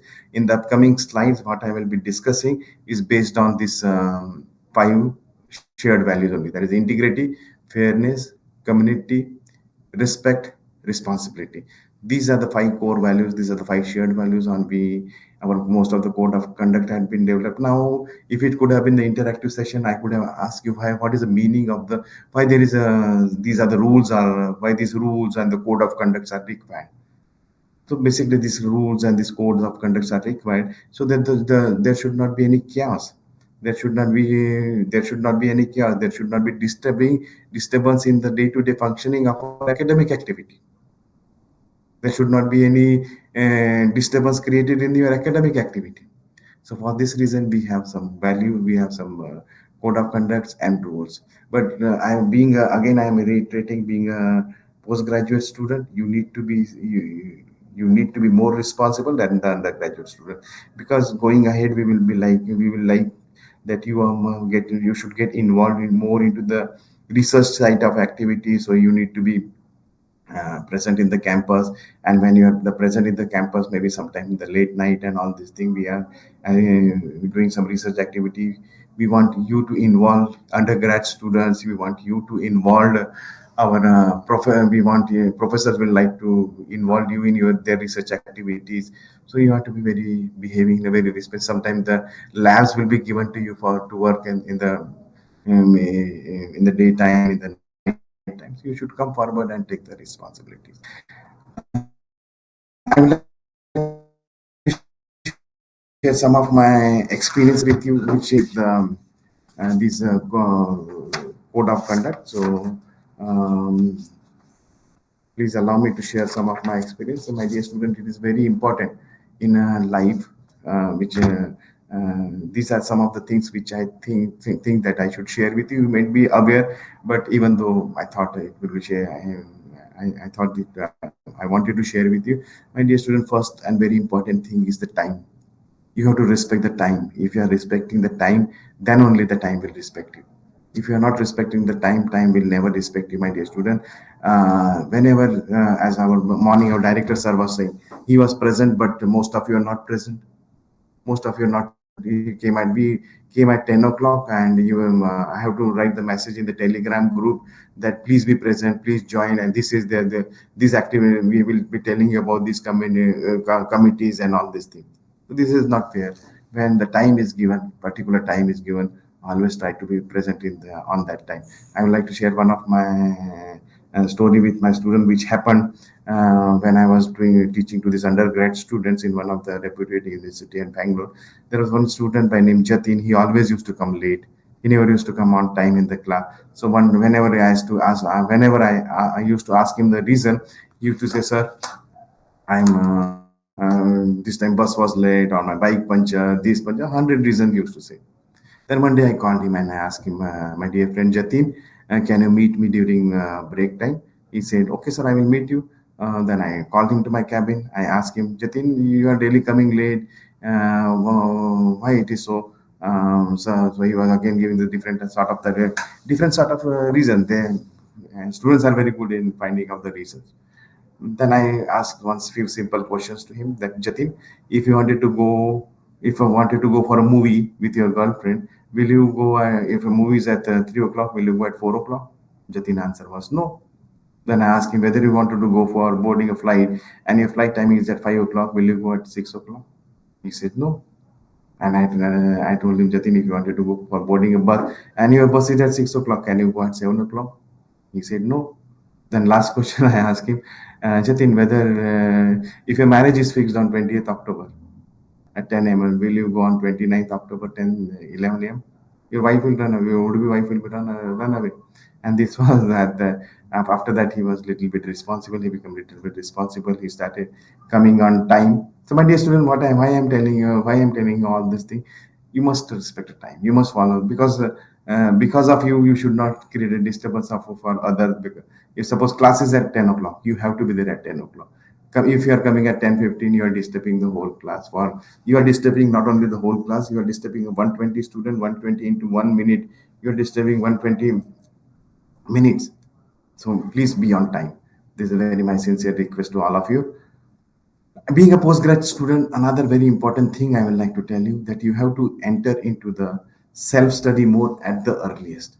Self-study mode I mean that though you might have done though you were a good student at the undergrad and all this thing, but in the postgraduate studies, you need to see that you are entering into the self-study mode at the earliest. If you are having some doubts, you can ask to the professors.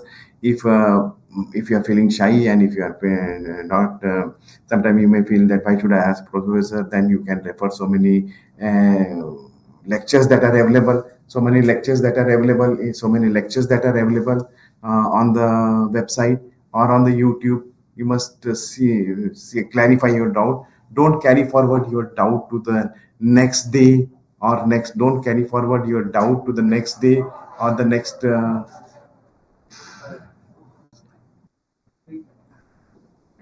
carry forward your doubt to the next day or next month, because the things are interconnected, my dear student, and it will be very difficult for you to difficult for you to understand. So try to enter into the self-study mode as soon as possible. Very important thing is you got an opportunity to do the post graduation at NOPI University. You must thank your parents. They had really working hard. So don't waste their hard earned money. Don't waste their hard earned money. Make the best use of their money, whatever they are spending on you. And very rarely we get most of the time we grow. Most of the students are not getting this type of opportunity for doing the postgraduates and all because you have been financially supported by your parents. I don't think most of you might be having the scholarship, but you have been supported by your parents. So make the best use of it.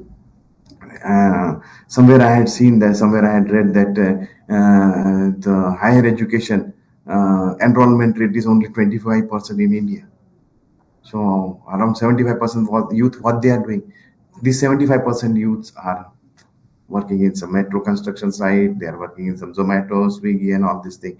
But since you got the opportunity to enroll at higher education institute, you got an opportunity to work in a postgraduate, you got an opportunity to study at NOPR, so make the best use of it. Okay? Always try to see that you are going through some online lectures during their office and during your working hours and during your college hours, and see that you are developing a good reading habits, so that whatever the assignments and all are given, you are submitting it on time. So, having said that, we will like to move to the next topic. Code of conduct. Students' fundamental right is that right to learn. You are here basically to learn, and the college has the responsibility to provide protection, opportunities, and environment that promote learning. My dear student, always remember, basically you are come here for learning. You are coming here for not any other activities apart from the learning. You should focused and you should only focused on learning. And we have that college had given the college will make sure with the help of the conductor, with the help of this code of conduct and all these things are streamlined properly. The student in turn has the responsibility to the other members of the NOPA community. The students in turn has the responsibility to other member of the NOPA community refrain from interfering with other rights of other to learn and teach and work. You should not interfere in any other activity unless it is required. My dear student, we want you to be from a good, better, and always to be the best one.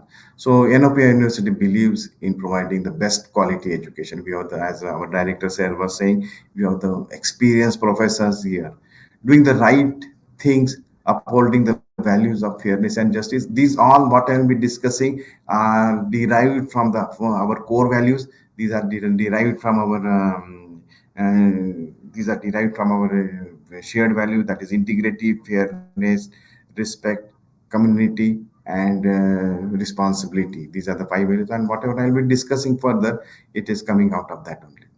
This institution has a code of ethics based on ethical value and culture we hold on with the efficient structures set up for ensuring compliance of the code. Okay. We have various committees, my dear students, where if you are not following the rules and regulation, you will be taken up to the discipline committee. There are the substance abuse committee, as our director sir was telling. These are the committees. If you are a good student and if you are not involved if you are not disturbing our system, if you are not disturbing the classes and all these things, that you don't have to come across to the discipline committee and all these things. But when you are following our codes, when you are following our ethics, there is no need. You stay for your whatever the assigned period here, complete your degree. The system always, as always I will say, that system is always to support the student. System is never generated or never created to harass any student. Keep this thing in the back of mind. Keep this only system will only we will try to punish the student who are not falling in line. But you being a postgraduate, you being a responsible, I don't think that you will be involved in this type of the activities. But it's my responsibility as a principal of the institute to make you aware of this code of conduct. So we want, if you, I know you are a good student, but we want you to be the best one. So it is a ladder that you have to climb from good, better, and we want you to be the best. When you pass it out of our university, you should be the best. People should say, when you are working in the company, or when you are working in some research institute, or when you are doing the PhD, they should see that, oh, this person is from this student is from the University. The code of conduct, whatever the code of conducts are there, as you know that time is changing very fast, so we keep on conducting and we will review it periodically, and if any necessary changes are required, we keep on bringing these necessary changes. We also will take the input from the faculties, we also will take the inputs from the student, that these are we will sit together, we will discuss. As I told you, that these codes and all are not to harass the student but to support the student. Very important, there will be a uniform assigned to you. Student must wear the uniform, and when you wearing the uniform, you are carrying the dignity of our institute, my dear student. Our University, which is having the ranking, NIRF ranking of 83. And all over India university, there are thousands of universities in the India. Nowadays, you might have seen so many universities are coming up. And in these thousands of the universities in India, our University ranking is 83. So you are carrying that tag, you're carrying that uniform where the NOPI is written, my dear student, where the NOPI is written. So you should be, you should see that you are not giving any disrespect to the uniform. You are not giving any you are not giving any disrespect to the ID card. The Bangalore is some of you may be from the Bangalore, but some of you may be from the other cities. Bangalore is a very good city. Enjoy the weather here, enjoy the climate here, but don't involve in any unnecessary activities. You will be observed continuously through the cameras, not only inside the campus but outside the campus also. There are the cameras installed, and whenever if you see whenever we see that our students are not behaving properly, and when we are calling the student and asking them why you have done this thing, they will say, sir, I had not done all this thing. Then we have to show them the proof. See, in the camera you are visible. Is it you or somebody else? So my dear student, remember, everywhere the cameras are there, and cameras are watching you outside the campus and inside the campus also. Students should follow as always telling that you should follow the reporting time, keep the dignity and the decency in the dressing, whatever the dress code is there for you, which will be time to time, which I will be discussing in my upcoming slide. What are the dress code? Uniforms are there. If in the lab, if you are going, those who are in the allied sciences and all, whatever the uniform is there, and that you have to wear it. Uniform is to bring the uniformity among the students, so that develop one sort of a culture of the uniformity.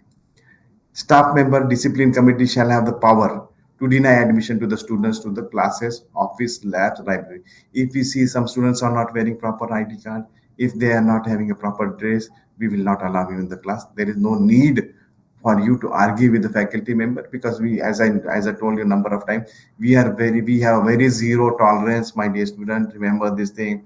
We have very zero tolerance for any indiscipline, any sort of indiscipline is having a zero tolerance. We had reached to the NIRF ranking 83 with lot of hard work.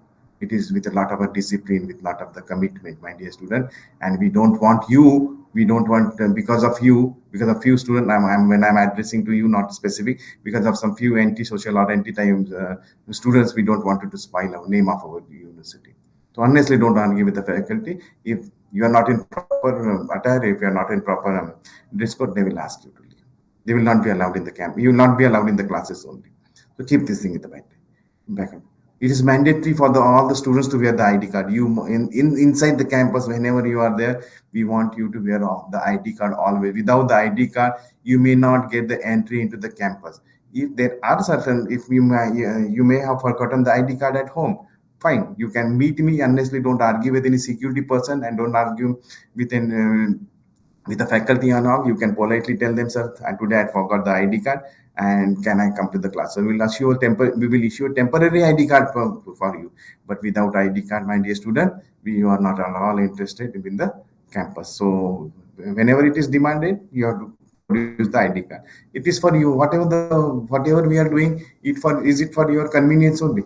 All these things, whether the ID cards and all these things, this is for your convenience. By chance, if it so happens that one student is entering into the campus without any ID card, and he will hit any other student and run away, then whose responsibility it is? Is our responsibility. Okay. Students are forbidden from organizing any meeting on the college premises or collecting the money for any purpose without the permission of the principal. You are not supposed to collect any money or any organize any meeting without the permission of the principal. If you We allow you to conduct the meeting, we allow you to enjoy in the campus, but you should see that there is a proper permission taken from the principal or from the authority. You should update us. Okay, sir, today I'm planning to arrange one cultural meeting. Tomorrow we wanted to go for attending one event. We wanted to arrange for that reason. We want to arrange a meeting. Definitely, you are free to arrange. Definitely, you are free to arrange, but without permission. Without permission, please don't do anything. You must take the principal permission. For you miss my permission for organizing any. Again, this is to see that the things are going in a convenient way, so that it is no inconvenience is caused for any student. Students should not go outside the college during the class hour. It is very important, because, my dear student, you are paying for whatever the classes that are happening. You are, if you are unnecessarily going out of the class, should if you are going outside of the outside the class during the class hour, your attendance shortage may be there. And in the future slides, in the upcoming slides, I will tell you that attendance shortage, we take it very seriously. Believe me. If you are having attendance less than 75%, we will not be allowed you to write the exam honestly. You will be failing in the exam.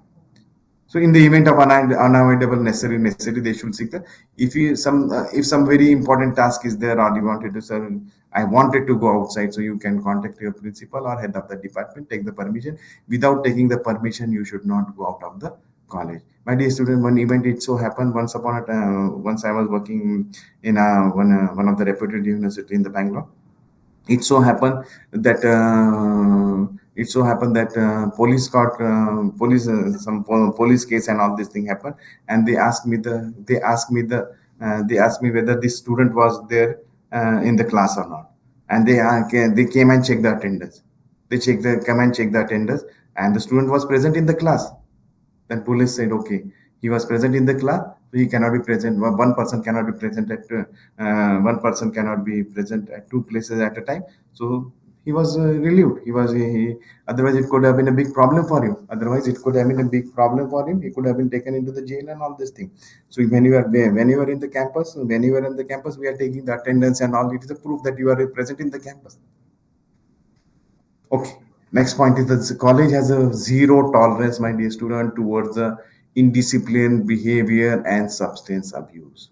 Very, we take it very seriously. The substance abuse and all this thing in Bangalore being a very cosmopolitan city, you may see that this drugs and all this thing available everywhere. But we want you to be a very decent student. We don't want, because we have a very zero, we have a zero tolerance policy for the substance abuse.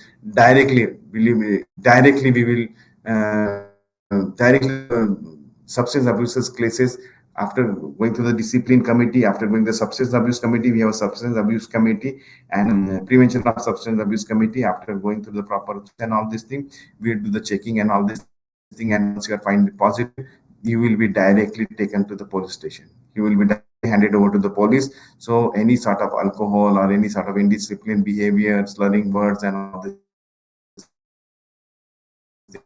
thing will be, we have a zero tolerance for this thing. Okay, will be sustained from the entering the campus, and it will be taken up. Will take its own course. They will take you your Aadhaar card and your identity and all this thing, and which will be entered into the police station. If your background check is done, it will show a red mark in your career. Students shall not enter another classroom on their own. Whatever the class is designated for you, or whatever the place is designated, you should move into that area only. Unnecessarily, don't move into the places where you are not been supposed to allow, because this will lead to the disturbance of the classes. Students who happen to have no class should not loiter in the corridor. You should be sitting into the classes. You should be sitting into the classes or the library. We have a good library here, or you can enter in the cafeteria. But most of the time, you will not get the free classes. Some of the other activities, because we had so many committees and we have so many activities that you will be. We have so many so many committees are there. If should we want you being a postgraduate, we want you to involve into this thing. So when your free classes are there, try to have some discussion on some research topics. Try to form some groups into the research and all this thing, and work in this direction. Okay. No student shall use or keep in possession of any alcoholic drugs and all this thing. If found guilty, they will have to face a disciplinary action, including expulsion of the student from the college and the hostel. We have different set of rules for the hostel. Whenever you will be coming to the hostel, I will definitely update you on that. Update you on that rules. This is not the forum to update on the hostel and all this thing, because we have the different set of rule for the residential students. So I will update you at that time. And there's some, so if you might be thinking that I will bring some sort of alcohol or some sort of a drug in your bag and all this thing and try to consume it over the campus. It will be taken very seriously, my dear student. Excuse me. Any sort of mobile phone in the college campus is not allowed. You have to keep your mobile phone in the aeroplane mode, so that with your ringtones and all this thing, and the classes are not getting display and disturbed. So if you are finding out that you are using the mobile, and today's generation, they cannot stay without a mobile. They cannot stay without the mobile. Some of the some Snapchat, this chat and all this thing, they will always be involved. But during the study hours, we don't want you to during your study hours or during the college hour. If any emergency calls are there, definitely you can take it up. But unless during the class hour, we are not. We are saying that you should not use any you should not use any sort of a mobile or any sort of the socializing message, social message, and all this thing.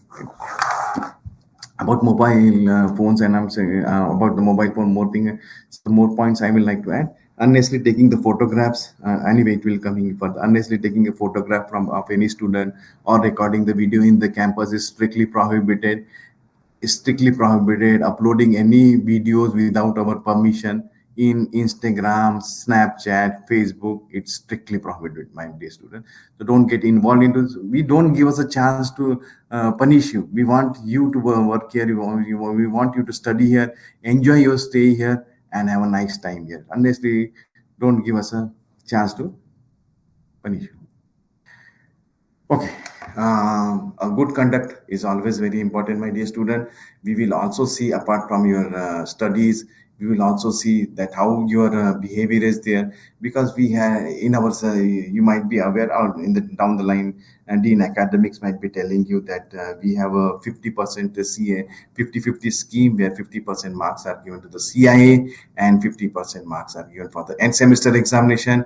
So after this 50 marks, some marks are assigned for the internal test, some marks are the CIA distribution is for some marks are for the in the CIA, some marks are assigned for the internal test, some marks are assigned for the assignment.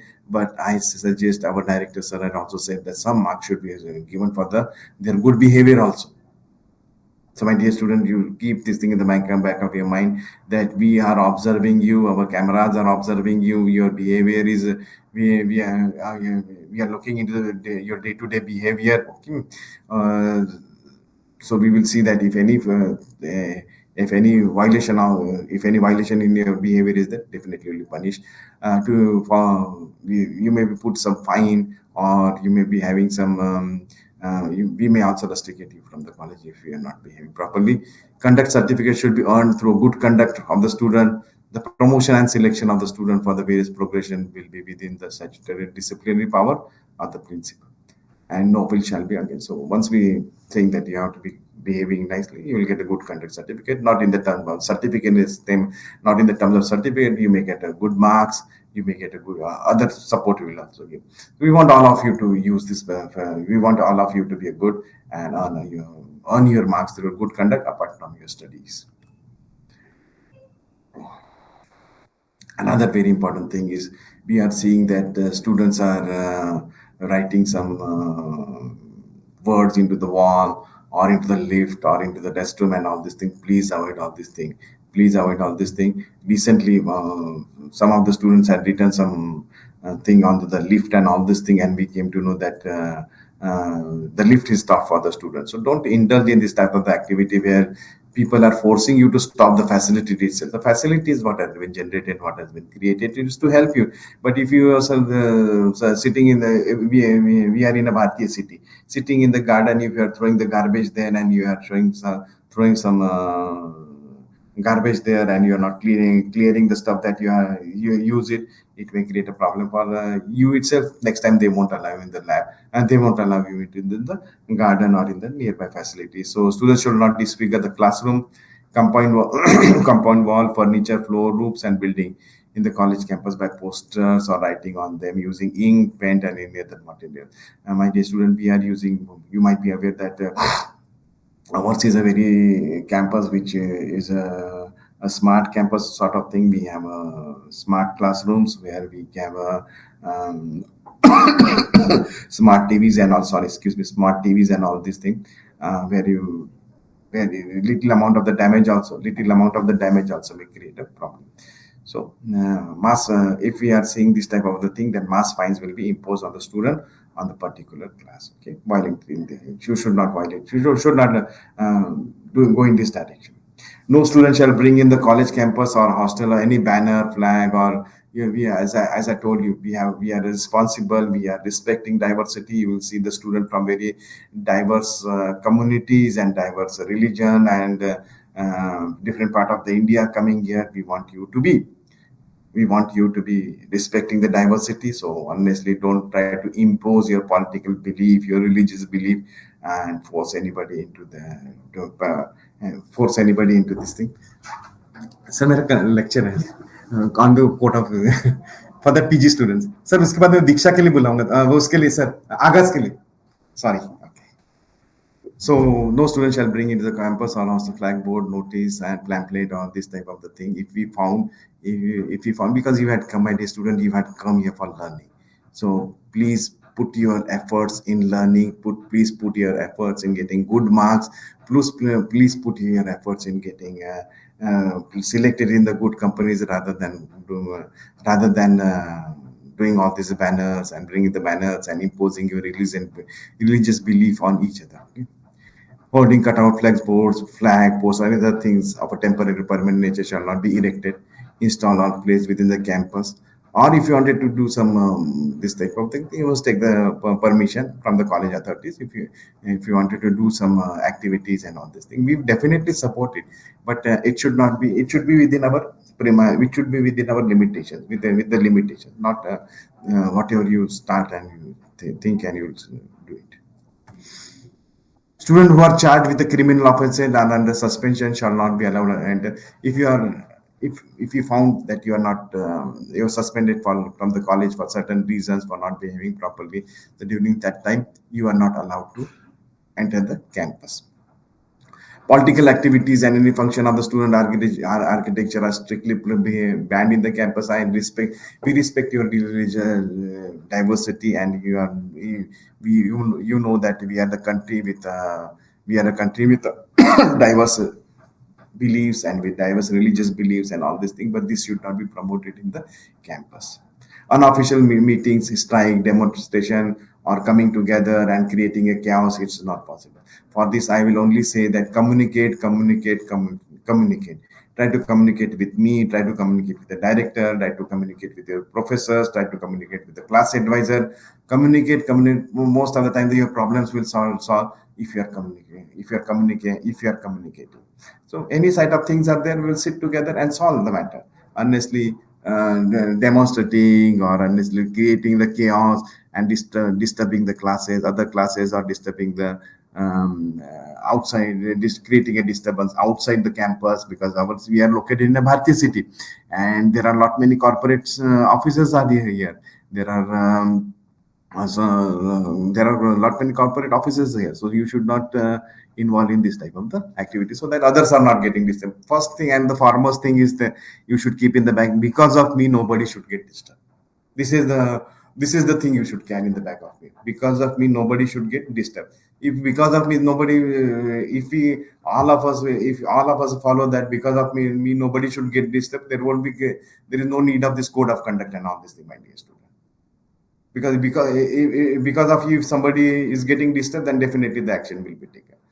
In the college we will take the action, and if you're creating some chaos outside, police will take the action. So honestly, there should be one thing in the back of my mind. Again, I'm reiterating that because of me there should not be any disturbance. I came here for studying. I will study, I will earn a good marks, I will earn a good degree, and because of my good behavior I will get a good marks, and I will go ahead and I will become a good citizen and become a good student and a good citizen of our country. Students from, some of you might be thinking that I will call my friend this thing. The students from other institution and outsiders shall not principal and staff member or interact with the student of the college inside the campus without the, honestly, don't bring your friends and all, come here, we will go, my canteen is very good here, good tea is available or good samosa is available, let us have a good coffee together. Outside students are strictly prohibited from entering our campus, my dear student, without the permission. If they have the permission, they can come here. They have, again, we will, there is a restricted movement of it only, because the classes will be going on, labs will be going on. We don't want unnecessary student loitering outside. So outside students are coming, they can come to our institute, but with the permission only. Without prior permission, it is strictly students are not allowed. And students from other institution and outside disturbing any academic activity or non-academic will be considered as infringing. You may say, sir, he's my friend and he wanted to come to see my university. Definitely we are interested in showing our facilities, definitely we are interested in showing our labs and all this thing, but there should be a proper permission should be taken. Without that, we will think that the students had come for disturbing our academic activity, and this will be taken very seriously, my dear student. We very seriously will take it. Your friends coming, unnecessarily coming and disturbing us, and it will be not tolerated. There is a zero tolerance for this type of the thing. There are, we in our institute, there is a substance abuse committee is there is a discipline committee is there is a grievance readdressal committee is there. You please come and discuss with us. We are there, definitely there to help you out. We are definitely there to help you out. Again, communicate. These are the three things, these are the four things that if you are following it, it will be, no, you won't come across any problem. Principal or other duly constituted colleges or the hostel authority may frame an issue from time to time. Disciplinary rules. We are free to make any disciplinary. We are free to see that if something is not going on proper, and we can put it into disciplinary rules. And these are not permanent, but this can be temporary, but keep on changing, but as per our requirement. hostel. Okay, this is the hostel rules. As I told you, hostel rules will be separately discussed because most of you are not in the hostel. So I want to take much time onto this hostel side. Okay, outsider. Outsider, including police and media, shall not be entered the campus without the permission of the principal. It is strictly prohibited from for any student. Tomorrow you may say, "Sir, this person is there. He wanted to take a photograph and he wanted to put it in some media and all this thing." This is not strictly this is strictly prohibited. Outsider in any form. Outsider means any your friend. You will come. Suppose you are saying that this is a media person or this is some my this friend that friend he wanted to enter the campus and it is not we will not allow honestly to enter anybody into the campus without a proper permission. So you have to see that proper permission is taken for everything. If you take, we are not creating any hindrance here, but we wanted to see that system is there so that you are not in trouble. Photography, yeah. Photography, this I was telling that I will cover this in the upcoming slide. Photography, video, audio recording, and playing on the campus strictly prohibited, my dear student. We are, if you are in the campus, honestly, don't upload the videos. Honestly, don't upload the videos in the Snapchat or any social media.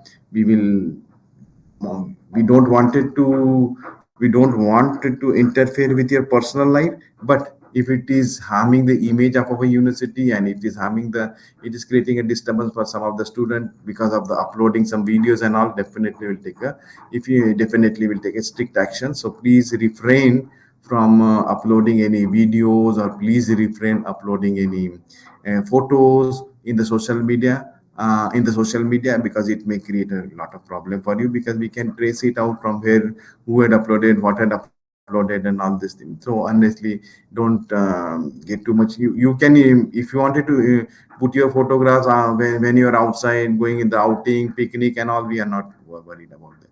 But if wherever we see that our college, our university reputation is getting affected, or wherever we see that some sort of bad name is coming to the department or to the university or to the campus, we will definitely take action on it. So please avoid any sort of uploading the photos or videos into the social media site. And if you are during your freshers day, as director sir was telling, we will have the freshers day and all this thing. We will have a officially authorized person to take the photos and all this thing. He will take your photo. He will take the he will the record. He will do the recording. He will do the take the photos, and all, then you can collect from him. So we have an official person who will be. We will. There are some designated photographers and designated video people who will be doing the video recording. You can only take it from them itself. You should not use any others. You should not use any other mean for recording and all this thing. You're not even the secretly also.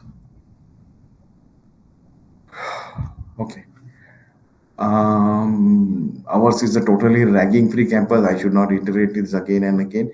You may be coming from other towns or other cities where you might have seen that ragging is happening, and so please don't get involved into any sort of this ragging. But yours is the first batch itself. But even though I'm telling you that strictly we should not be involved in any sort of a ragging or bullying type of activity. There should not be any discrimination against any community or category of the student of the college.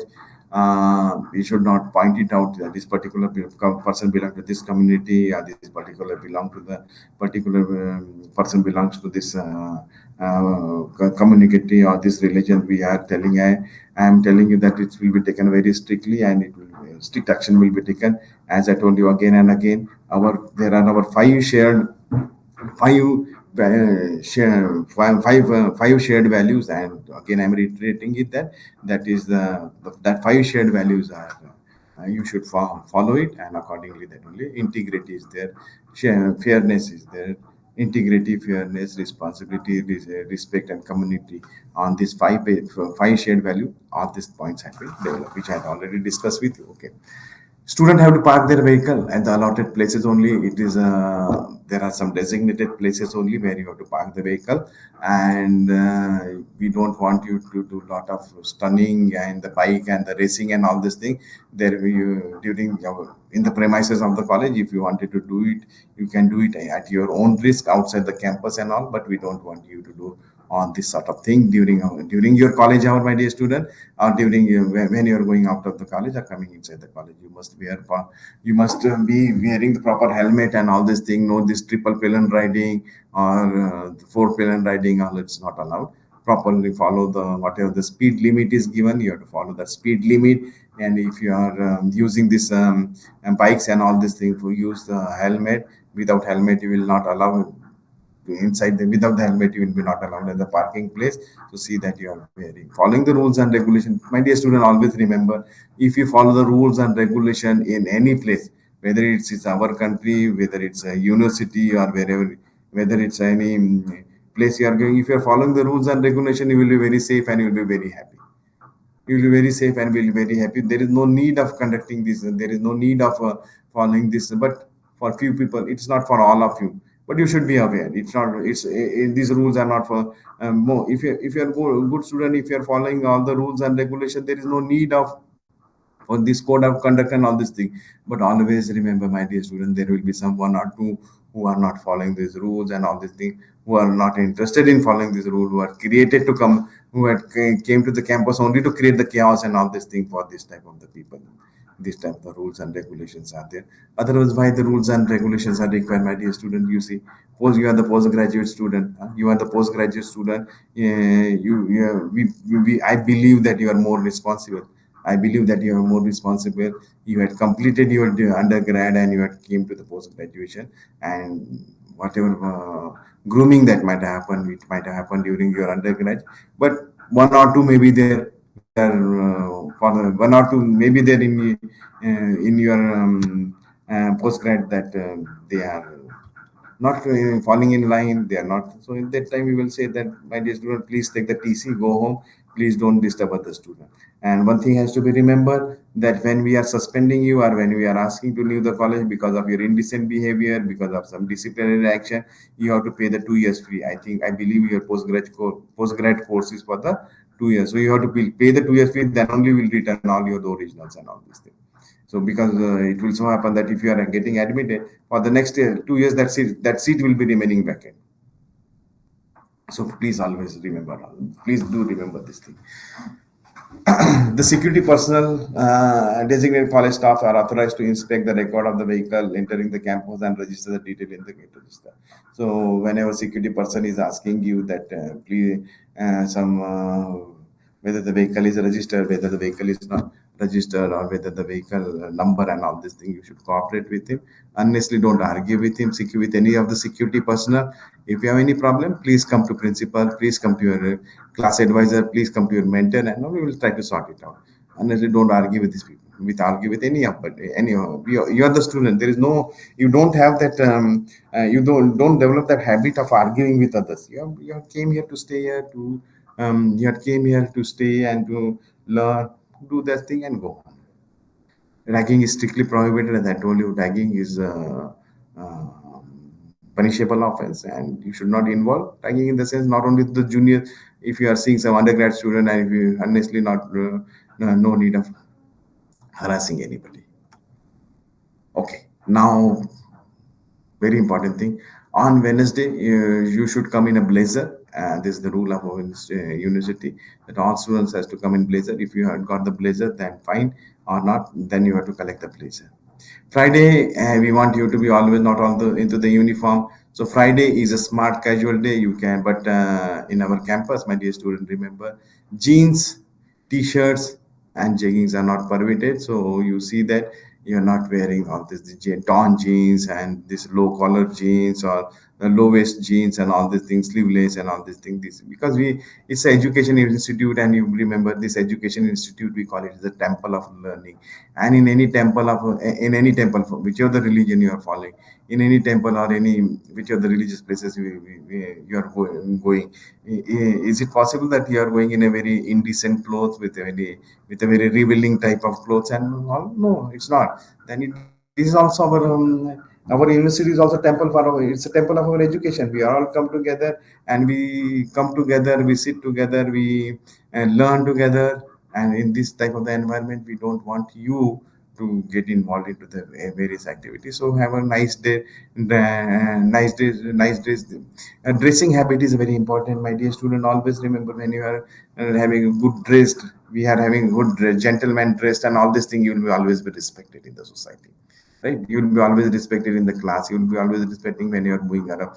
A person with a very shabby look, or with a very big grown hairs, and something not shaving, not without any shave, or he's coming and he's coming and sitting in the classroom. Will you like him? Or will you sit adjacent to him, or will you sit adjacent to a person who is very well groomed, properly dressed, or in the class? You will sit naturally. You will sit near the person who is very well groomed and having a nice dressing style and all these things. So please try to follow. These are the very simple rules and all these things. Consuming food in the classroom is not permitted.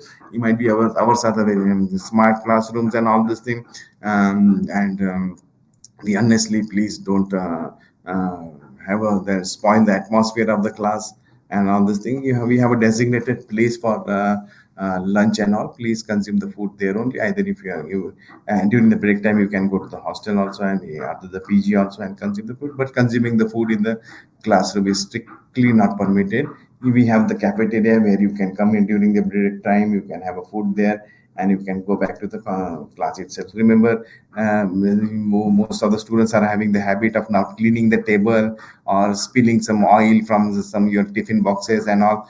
And if it is lying in the table, and if you come with some assignment papers, you are keeping that assignment paper, oil getting stuck to that, your assignment paper getting spoiled because of that oil, and your assignment paper, which white paper, is changing color to the yellow paper. It doesn't look good. So for that reason, my dear student, we don't want you to consume the food in the classroom, because sometimes it may happen unknowingly also. Sometimes it may happen unknowingly that you had spilled some oil, or you had spilled some some leftover is there, and which is not cleared unknowingly. Knowingly, nobody will do all this thing, but unknowingly, if it is not clear and all this thing, this may create a problem for others also. Okay. My dear student, minimum 75% attendance. Remember, I am a postgrad. I will not attend the classes. I know everything. This type of the things will not work out. This type of the things will not work out. Okay. This type of the thing, attendance is a mandatory in technical, in professional colleges. Professional college, it is very much required that you are maintaining your attendance. 75% attendance you are maintaining. If you are not maintaining that 75% attendance, that what will happen? Nothing will happen, my dear student. You will be debarred from attending the internal exam. You will be debarred from the internal exams also, and you will not be allowed to attend the semester end examination. If there are some medical reasons and all this thing, and if the case is very genuine, then with the help of with the written permission from the director sir, and from the written permission from the director sir, we may allow, but chances are there very less chances are. So maintain your attendance. You enjoy your college life, enjoy your stay in the college, enjoy your stay in our university. For that reason, attendance is very much mandatory. You have to attend your classes regularly. There is no excuse for not attending the classes.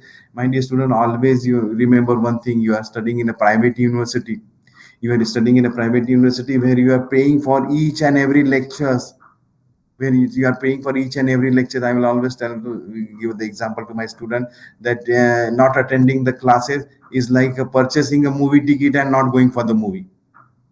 Purchasing a movie ticket and not going for the movie. Suppose tomorrow some movie is released, okay, and with your hard efforts and all this thing, you had got the ticket. It's very hit movie, and you got the ticket. And when the time comes, you are saying, "Oh, I will not watch the movie." Okay, your money is lost. your money is you had lost your money, but there is a gain for the movie producer and all.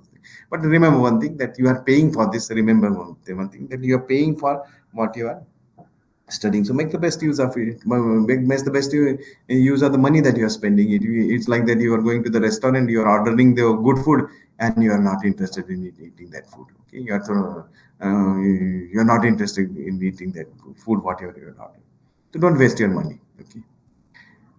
Contact mentor. We have, my dear student, we have a very well structured mentoring system at our university, and we have there will be mentor assigned to you. The mentors will be assigned to you, and you have to see that you are contacting your mentors for. And not only for the any leave or something, but for the various activities that you are planning, or for overall grooming, we will be assigning the mentor. You have to be touch in with your mentor. He will take the, once you come to the college, we'll try to assign we will assign the mentor to you. And weekly there will be 1 hour for which we call it the mentor hour. For during that time, you need to sit with your mentor, you discuss your problem with your mentor. You can come up with some ideas, because you are a postgraduate student, so you come up with some ideas. We will try to implement that ideas. Okay. When you are sitting with the mentor, you please update your address, mobile number, and any change in the address, which is very important. Any change in the address and all to the mentor. So please keep this thing in the back of your mind.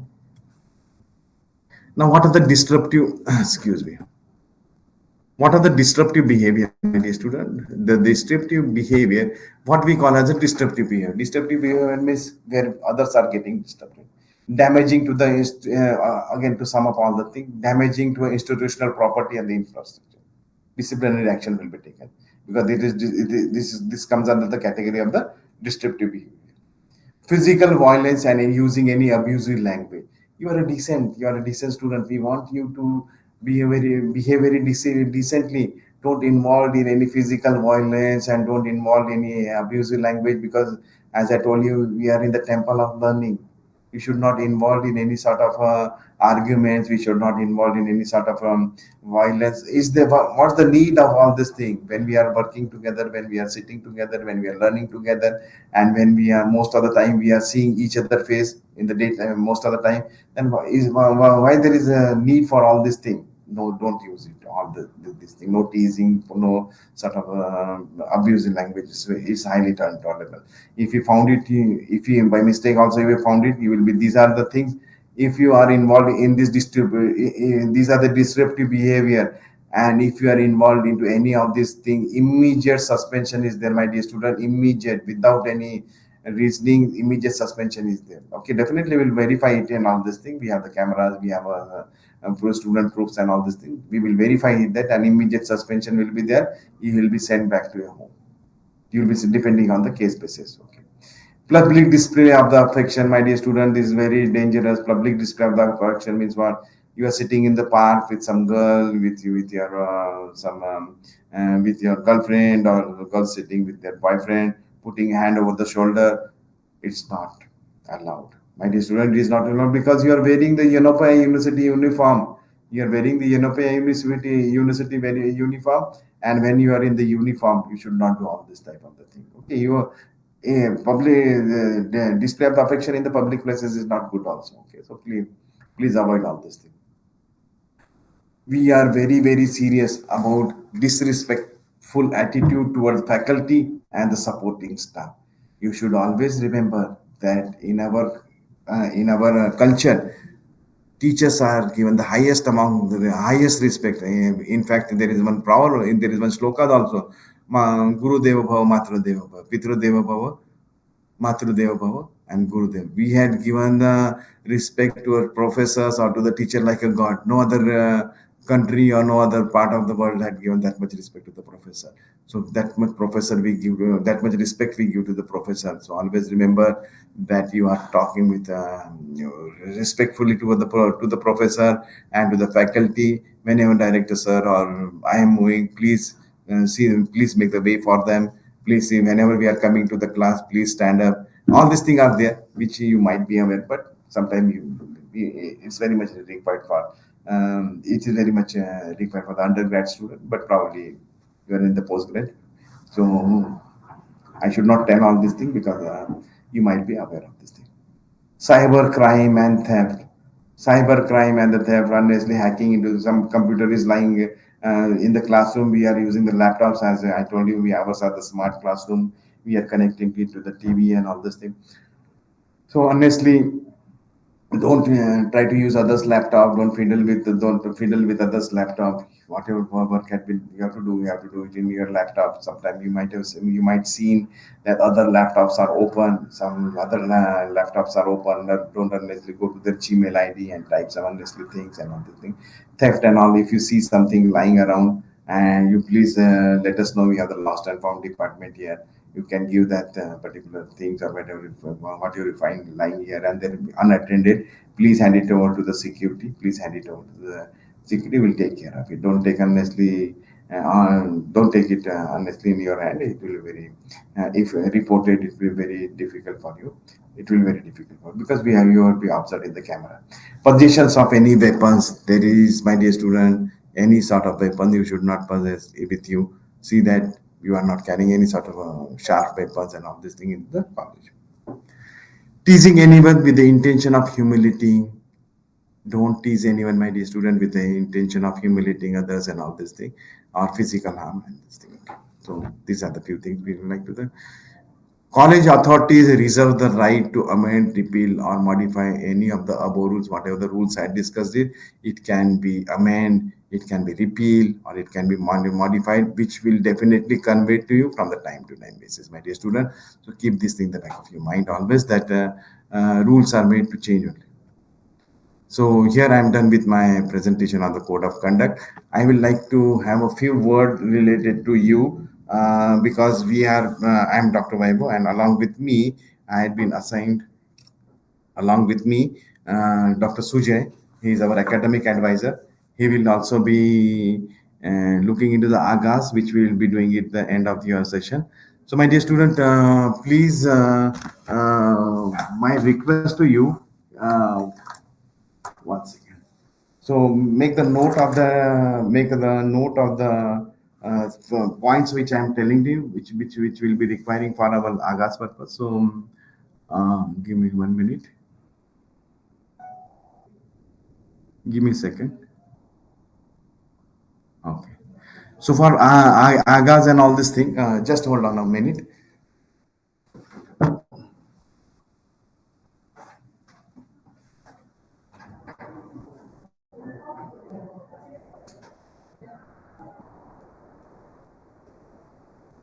Okay. What I will define for the Agas, what you have to do, because there is an important session related to the Agas. So you form the team of four people among yourself. You form the team of four people. The theme is like you have to come up with some idea of the study, solving a specific problem, or addressing a current industry challenge. What we will do, my dear student, we will form a group of four students. We will form a group of four students. You can do one thing.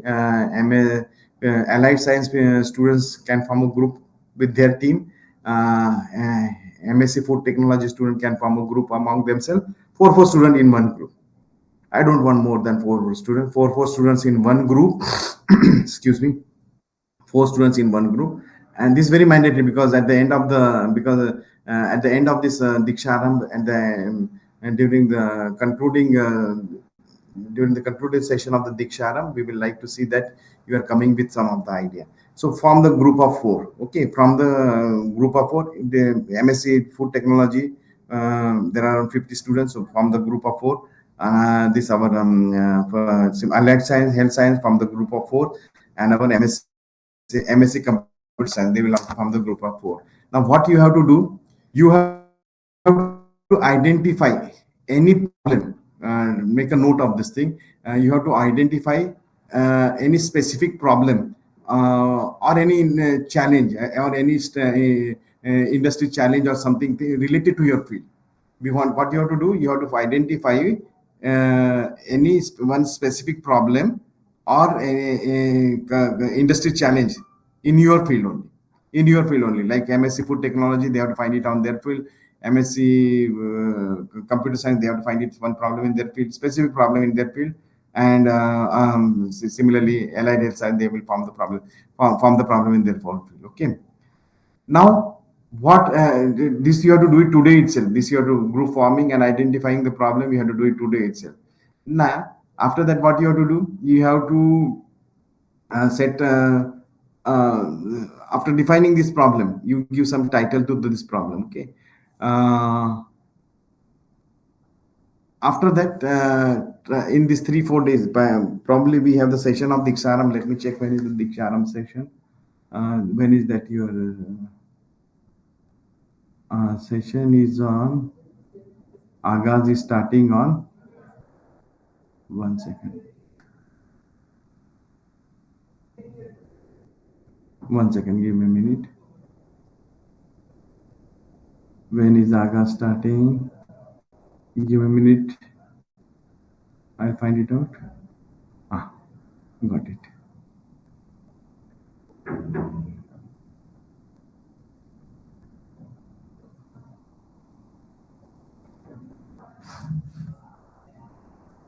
Give me a minute, please. Agaz is starting from on Friday, 1st and 2nd, Friday and Saturday. So at the which will be conducted by us. So regular classes are from 4th. So 3rd is a Sunday. On 1st, what we will do, we will take the presentation from your side. You prepare two-page report on the topic where whatever the topic which are coming, which is related industry challenge or which is something specific problem related to your domain. You have to prepare a two-page report, and on 1st of December we'll try to see that you are doing some PPT presentation.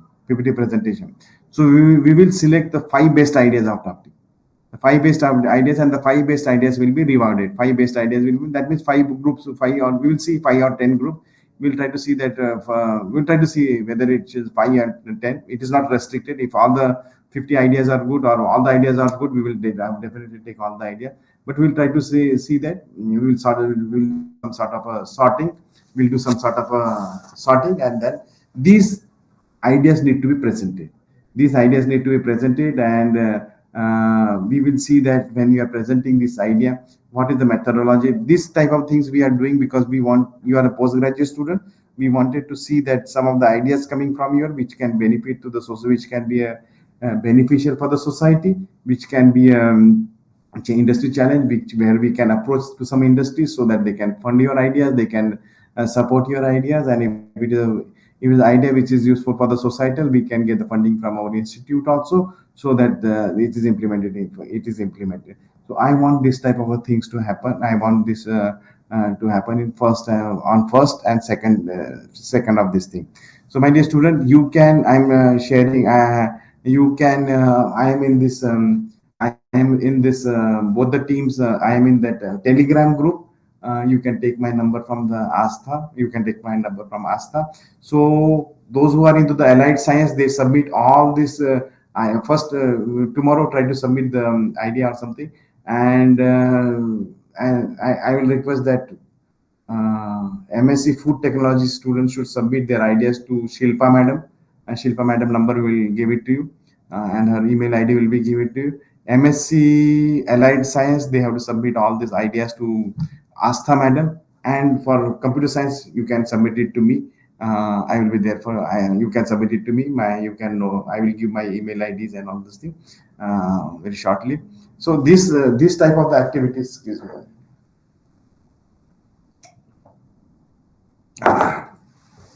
This activity why we are doing, so that you being a postgraduate student, we want you to involve in. I will give one more presentation on the research activities and all. You being the postgraduate students, we want you to get involved into the research activities at the earliest. So if you have good ideas, definitely it can be implemented. Definitely it can be helpful for the society also. So Agas, we wanted to start, and when we are starting the Agas, we are seeing that this type of things are happening. So I hope you enjoyed my presentation and you um, got good ideas about the code of conduct and about the agas also, where we need to submit some idea. I'm thinking that for this August, we will have a Dr. Sujoy Nair sir who will be explaining more in detail about this thing. But at least at this juncture, at least from today, his lecture will probably is tomorrow, or I have to check when his lecture is there. But at least for today, you can do one thing. You can form the group, and then we will see that which idea is the best, and the best idea will be definitely getting awarded as well as rewarded. What are the rewards and all that will be definitely we will be telling you in the coming time. So, my dear student, this was all about from my side. If any questions are there, you can come and meet me. Or you have my mobile number, you can ask. You can ask anytime any queries and all those things. I am a principal in this institute, which I told you earlier also. So probably we'll take a break here and then we'll again meet at around what's the time we need to meet? Just give me a moment.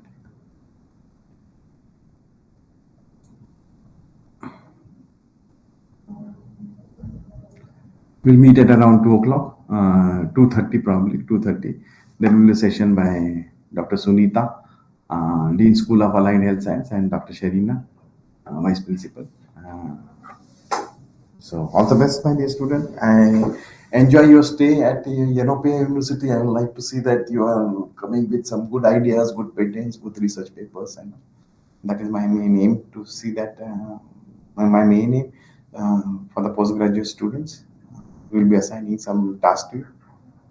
Thank you very much.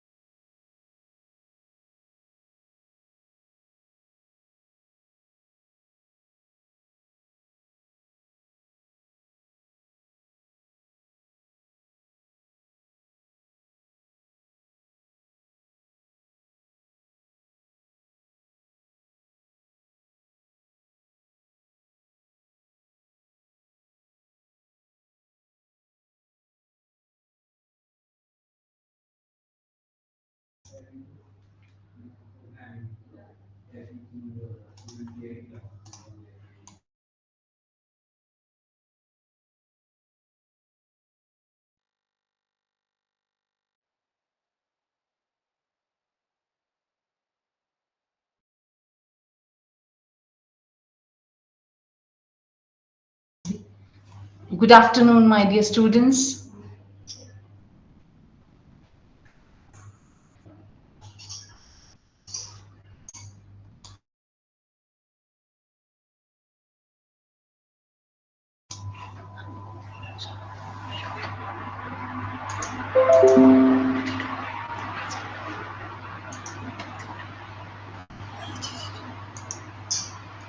Good afternoon, my dear students.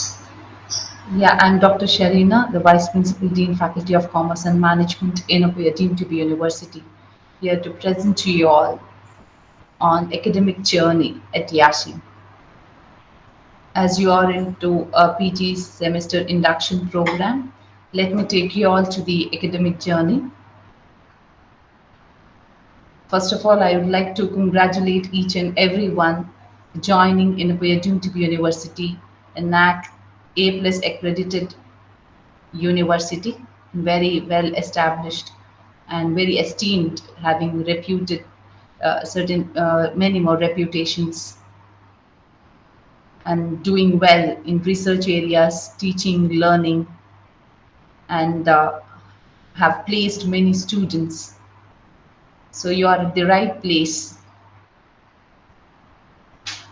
joined in Apoya to pursue your higher studies. Let me take you all through about the inception a little bit, then I'll take you all to the academics part. So if I have to tell you all about the milestones of Enopoya, it's in 19 since 1992.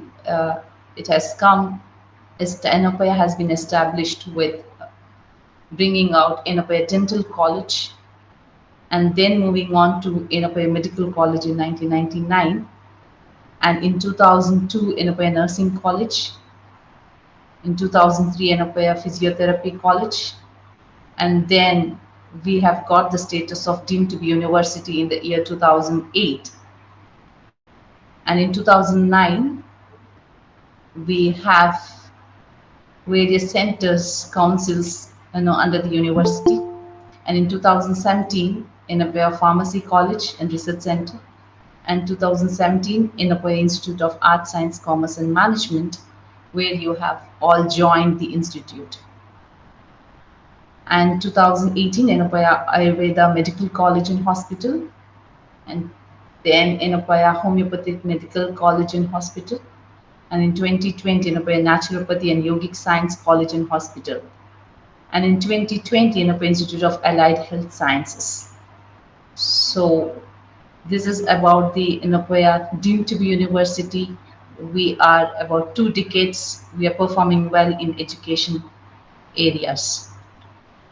And let me take out through the vision to provide the access to quality higher education, ensuring equity to create a vibrant knowledge capital and to create inspiring leaders of tomorrow who can take this country to the forefront of developing nations. So we are here to create leaders. So you have joined us, you will be the leaders with the curriculum, with the extracurricular activities which we are providing you all, and providing you with necessary facilities and a platform for you all to become the leaders to support the nation. And our mission to foster academic excellence and global competencies among students. We believe in providing individual attention to the students, to bringing and to fostering academic excellence among the students who can be, who will be able to compete in the globe tomorrow. And regarding rankings and accreditations, we are A plus. We have been accredited with the A plus grade with 3.47 CGPA, and that is by NAC accreditation. and we have been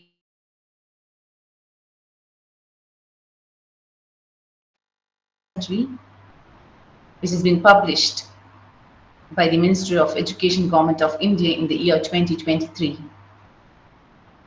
Even Enopoya Varsity ranked in excellent rank, that is between 11th to 46th among private or self-financed universities in Atal ranking of institutions on innovation achievements released by the Ministry of Education Government of India.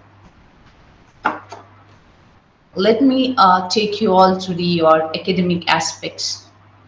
So when we talk about the PG program, we are all having among 5,000 students in UG programs. And now, since 2 years, we have moved into PG programs where we are following choice-based study system, which we believe providing choices to the students to opt the courses and electives where they feel they can excel and do well and compete in the areas where they have enhanced to meet the industry requirements. We believe providing cafeteria approach among the electives, providing choices to the students to opt the courses which they want and which they need and which they prefer.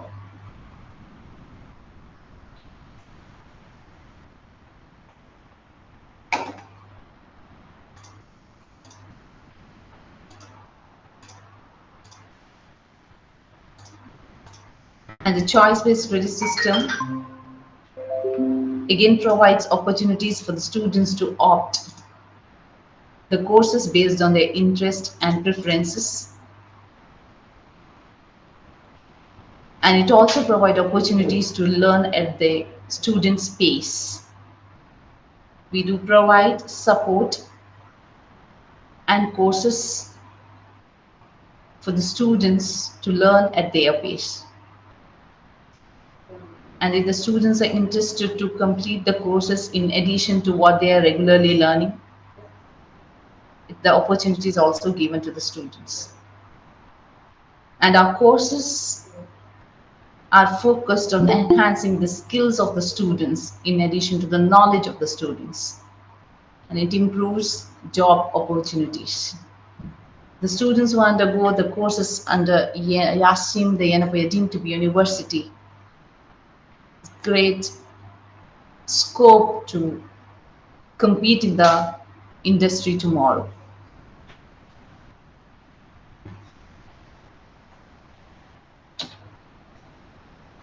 And in your curriculum, we will undergo 4 semesters.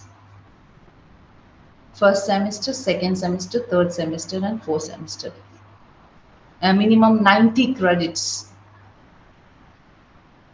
have been attained by all these streams. Now, the students who are attending may be from different streams, science, computer science, and other streams, other areas.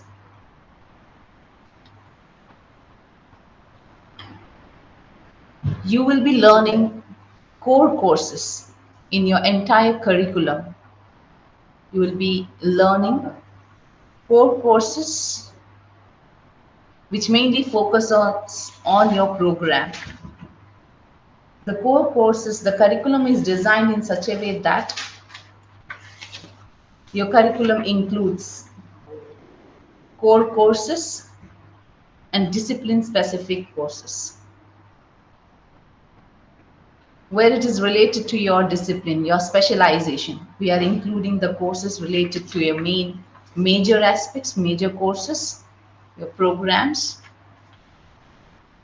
as well as discipline-specific courses, which is related to your specialization which you have opted for. And in our curriculum also includes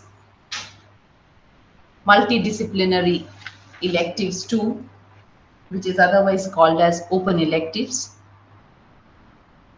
We do also provide value-added courses at our institution, at our university, and ability enhancement courses such as research methodology and IT-related courses, where we believe students should be provided additional knowledge in addition to the major and minor courses what he or she is studying. So we believe in building skills of the students, where the students, when they graduate from the university, they should attain certain skills, minimum basic skills, in order to compete in the globe tomorrow.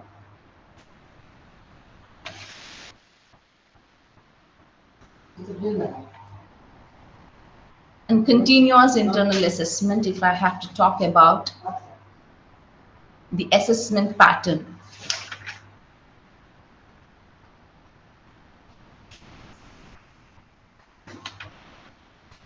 Your curriculum also focuses on the projects and internship and research aspects too, in addition to the core courses.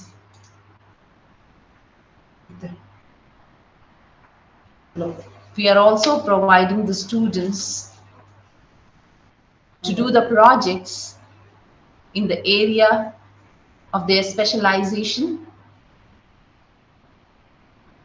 or students also can do we encourage students to do the internship in the industry to learn and have the experiential learning. We focuses on experiential learning, and we are the first university to focus on all these areas. We very strongly believe that in addition to the theoretical knowledge, students also should gain the practical knowledge, application knowledge. They should be able to apply the theoretical knowledge in the industry. So in order to give the real life experience and to know about what's happening at present in the market, in the companies, we provide the students opportunity to the students to go to the industry, to do the research, to do the project, to do the internship, so that they'll know how to apply the theoretical knowledge practically, so that they will be able to perform well in the industry.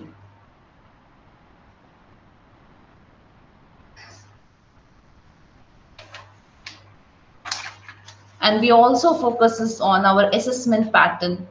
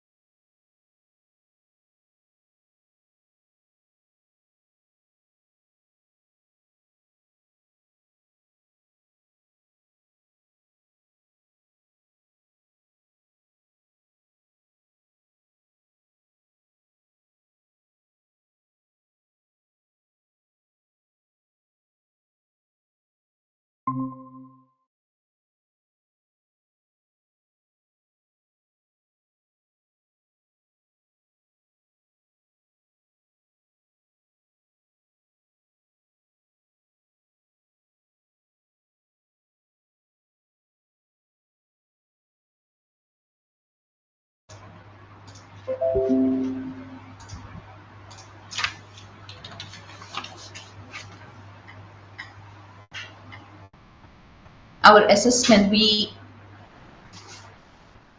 focuses on students' progress and students' performance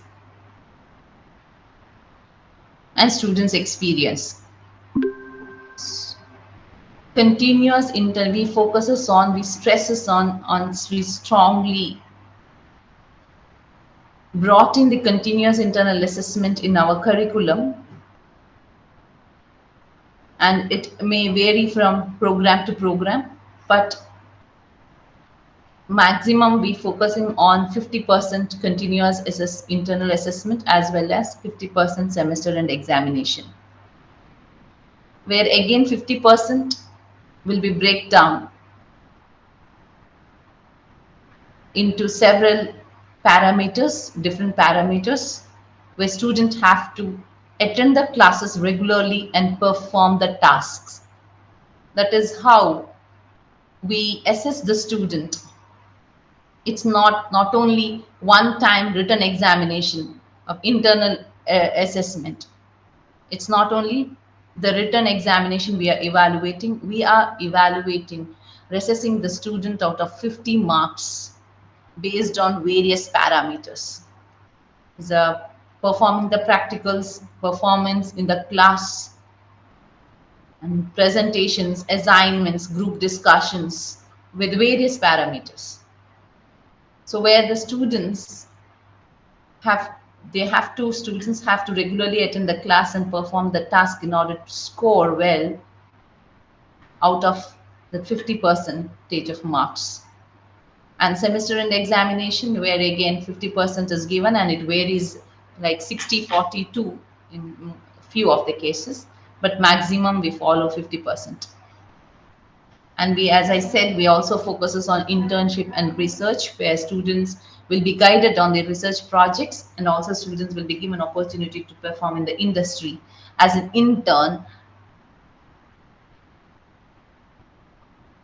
When it comes to the credit hours for different types of courses, we have the tutorial hours, we have practicals, we have experiential,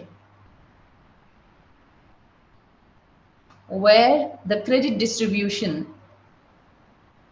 is we have equated our hours with the credits. If I have to tell you, 1 hour of credit is 1 hour, 1 credit is equal to 1 hour of theory. And if practical we are equating, 1 credit is equal to 2 hours of practical hours. And experiential learning, 1 credit equates to 3 hours. So if your curriculum includes theory plus practical plus experiential learning, then in a week you have to perform, or you have to undergo, 1 hour of theory classes, 2 hours of lab, 3 hours of experiential learning. Where if any of the courses have been assigned with the 3 credits, then 9 hours you have to complete in order to attain 3 credits. So this is a credit accumulation.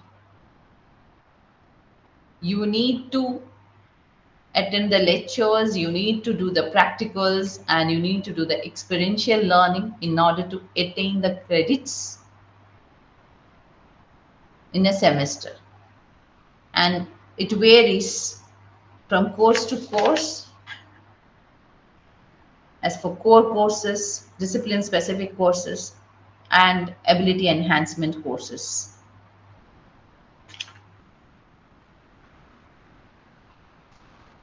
Minimum, you will have 26 credits in a semester if you have to be eligible for the 2nd semester, and overall to be graduated as a postgraduate from Yiascm, from a deemed to be university. The minimum credits which have been allocated to you each semester should be attained and completed and fulfilled, or else you will not be awarded with a degree. And intensely in the 1st and 2nd semester we are focused on 26 credits, and there may be slight variations from one PG program to the other PG program. And in third semester and fourth semester, the 2020 credits,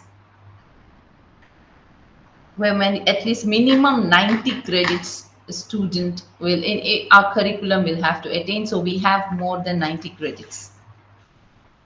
And we also focuses on project work and dissertation again in the third and fourth semester. And even in second semester, we have focused on an intense, in addition to the project and internship which has been provided in the curriculum, a student who wishes to do whenever you have time, whenever you have free time after class hours, you can always do the internship or research projects. An academic year consists of 2 semesters, that is 1 odd and 1 even.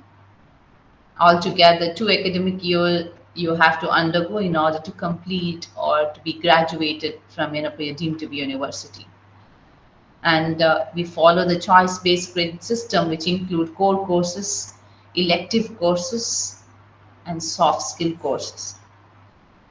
As I told you all, a course shall comprises of lectures or tutorials or laboratory fieldwork, outreach activities, project work, vocational training, viva, seminars, term papers, assignments, presentations, self-study, a combination of these. A course, if a student has to complete a particular course, if it is designed in such a way that a student should undergo project work, outreach activities, laboratory work, student must undergo and complete all these activities. And our teaching learning methods, how do we, it's not only a theory classes or a classroom teaching, we also in a didactic lectures, not only didactic lectures, we also focuses on poster making, guest talks, demonstrations, research projects, book and movie reviews, simulation, role play, assignments, internships, problem solving, case studies, and different. A teacher can choose any of this method, and he or she will choose in order to deliver the curriculum. So students should actively participate in the activities which have been designed by the teacher to complete the course. And we have tied up with various industries where we also invite industry experts and the academic experts from different universities to deliver the concepts to the students. In addition to the academicians, we do believe that in order to keep updated with our students in current trends and about the industry, we invite industrialists, and various guest speakers also will be invited in order to deliver the concepts included in the curriculum as well as additional in order to enrich the knowledge. And it is not, as I told you all, it's not only the written examination we assess the student. We focus on project-based assignment assessments, competency-based skill assessments, internal assessments, seminar-based assessment, case studies, structured logbooks in case of practicals, and many more, with this teacher decides based on the course requirement. And we do focuses on extension and outreach activities in addition to the academic activities.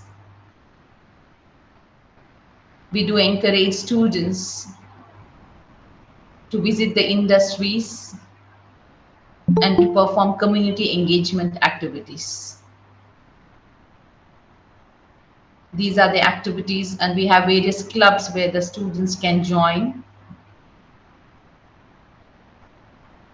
These are all the clubs exist at Yiascm. And we conduct many of the competitions related to the curriculum as well as extracurricular.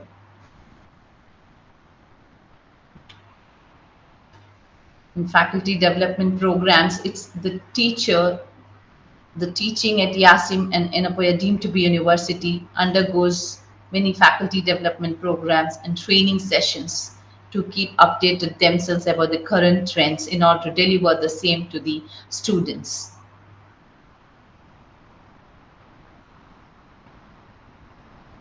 And we have been supported by the e-resources. We do have Coursera, tied up with Coursera, and we give access to the students through SWAYAM. We encourage students to complete SWAYAM courses, NPTEL courses, and we do encourage the students to attend SWAYAM Prabha classes.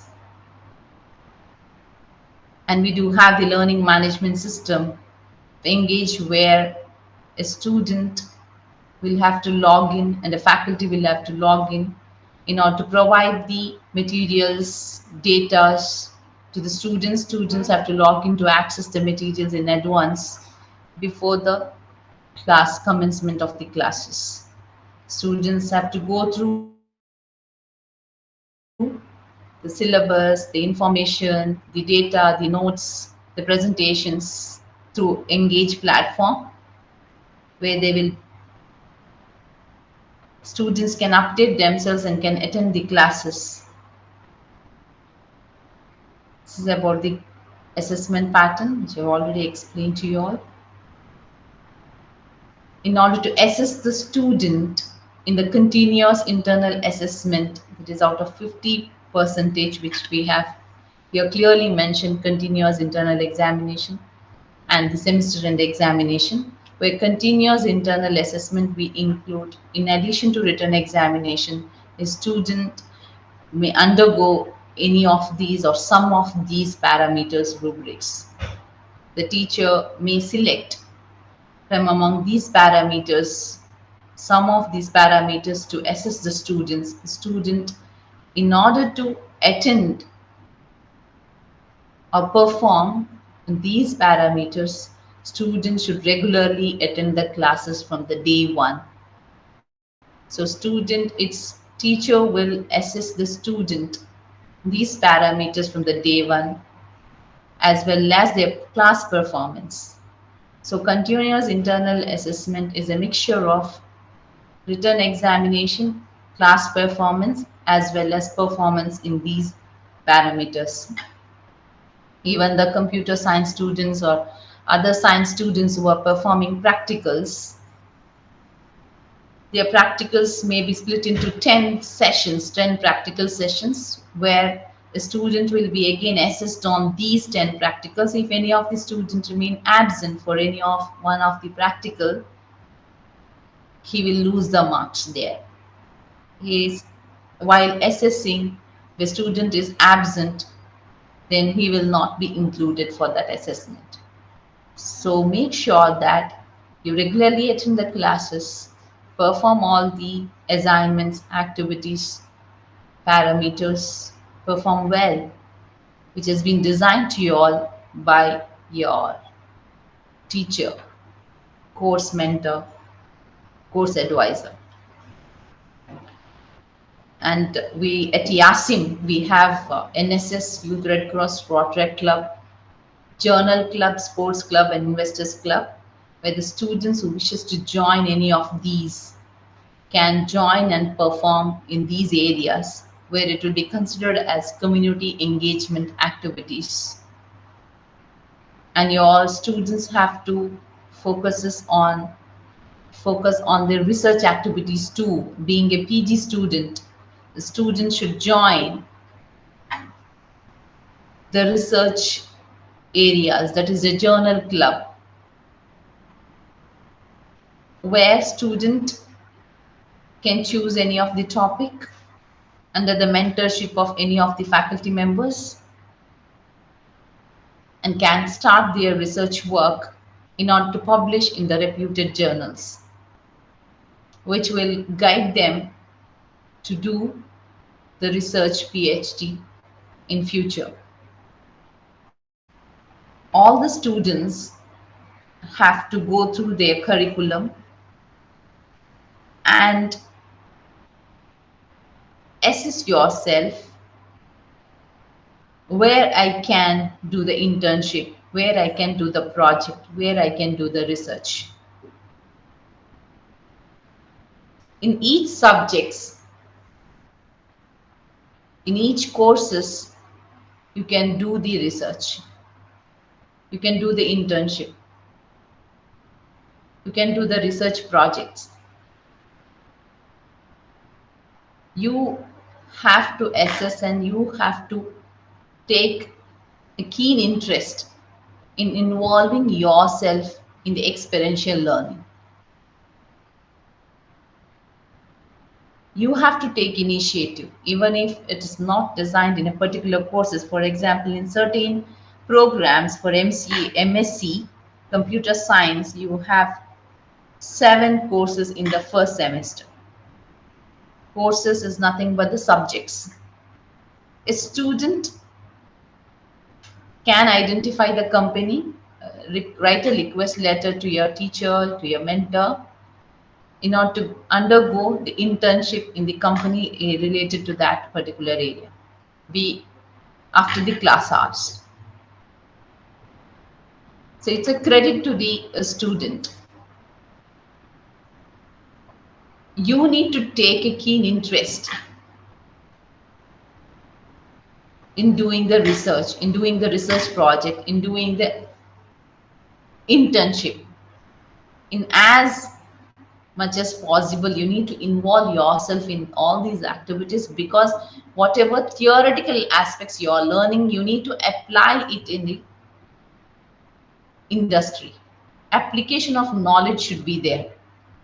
That is only possible if you enter the industry for the internship projects, or if you do the research. The network should be built with the industry. Students should personally take keen interest in building network with the industry through the help of your mentors, course advisors, course coordinators, so that whatever the theoretical aspects you are learning, you can learn practically, you can apply the same in the industry.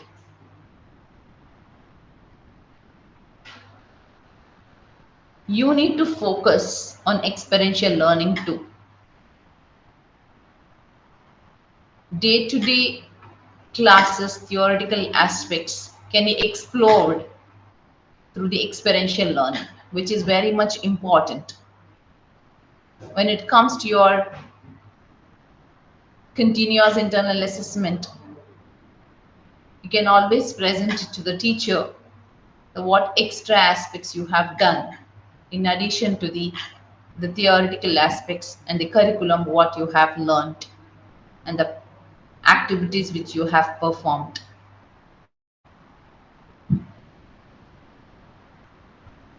Believe in hard work. You need to do the hard work in order to excel.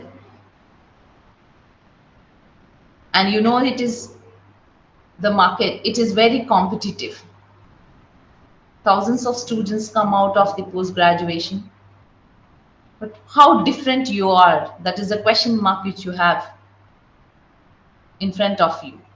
How you can distinguish yourself from the other students. The curriculum which you learn, you need to learn to apply the same. That is how you will stand out from the crowd. Apply your thinking to do more of the learning in the industry. And all the students have to keep update yourself with the IT. There will be information technology courses will be there to all the students. In addition to that, keep learning, keep updating yourself with technological aspects, concepts. So you know that artificial intelligence is ruling the world. If you need to go hand in hand with what's happening at present, We need to update ourselves with artificial intelligence technology. We need to know the technology. We need to learn technology, how the theoretical aspects which you are learning, which can be applied in the industry with the help of technology. In what way technology will play a role in your curriculum, in the theoretical aspects which you have learned, the knowledge which you have gained in your PG courses, in your PG program. So you need to keep update yourself with the current trends and the technological concepts so that you can connect the technology with the learning which you have done, so to perform well in the industry. You are aware that of chat gpt, which is ruling now everybody, and many other apps are also there.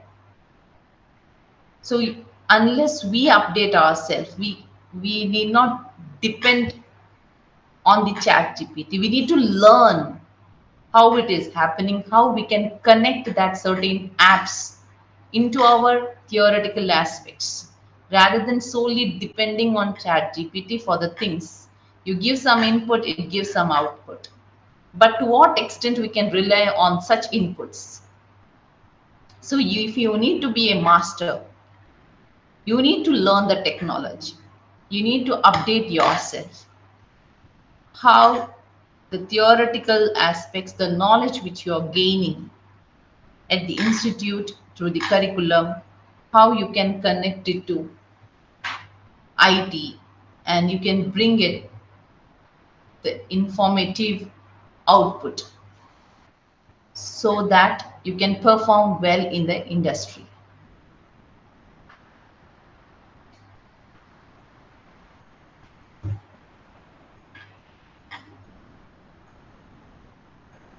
This is all about your academic journey at Yiascm. Thank you so much.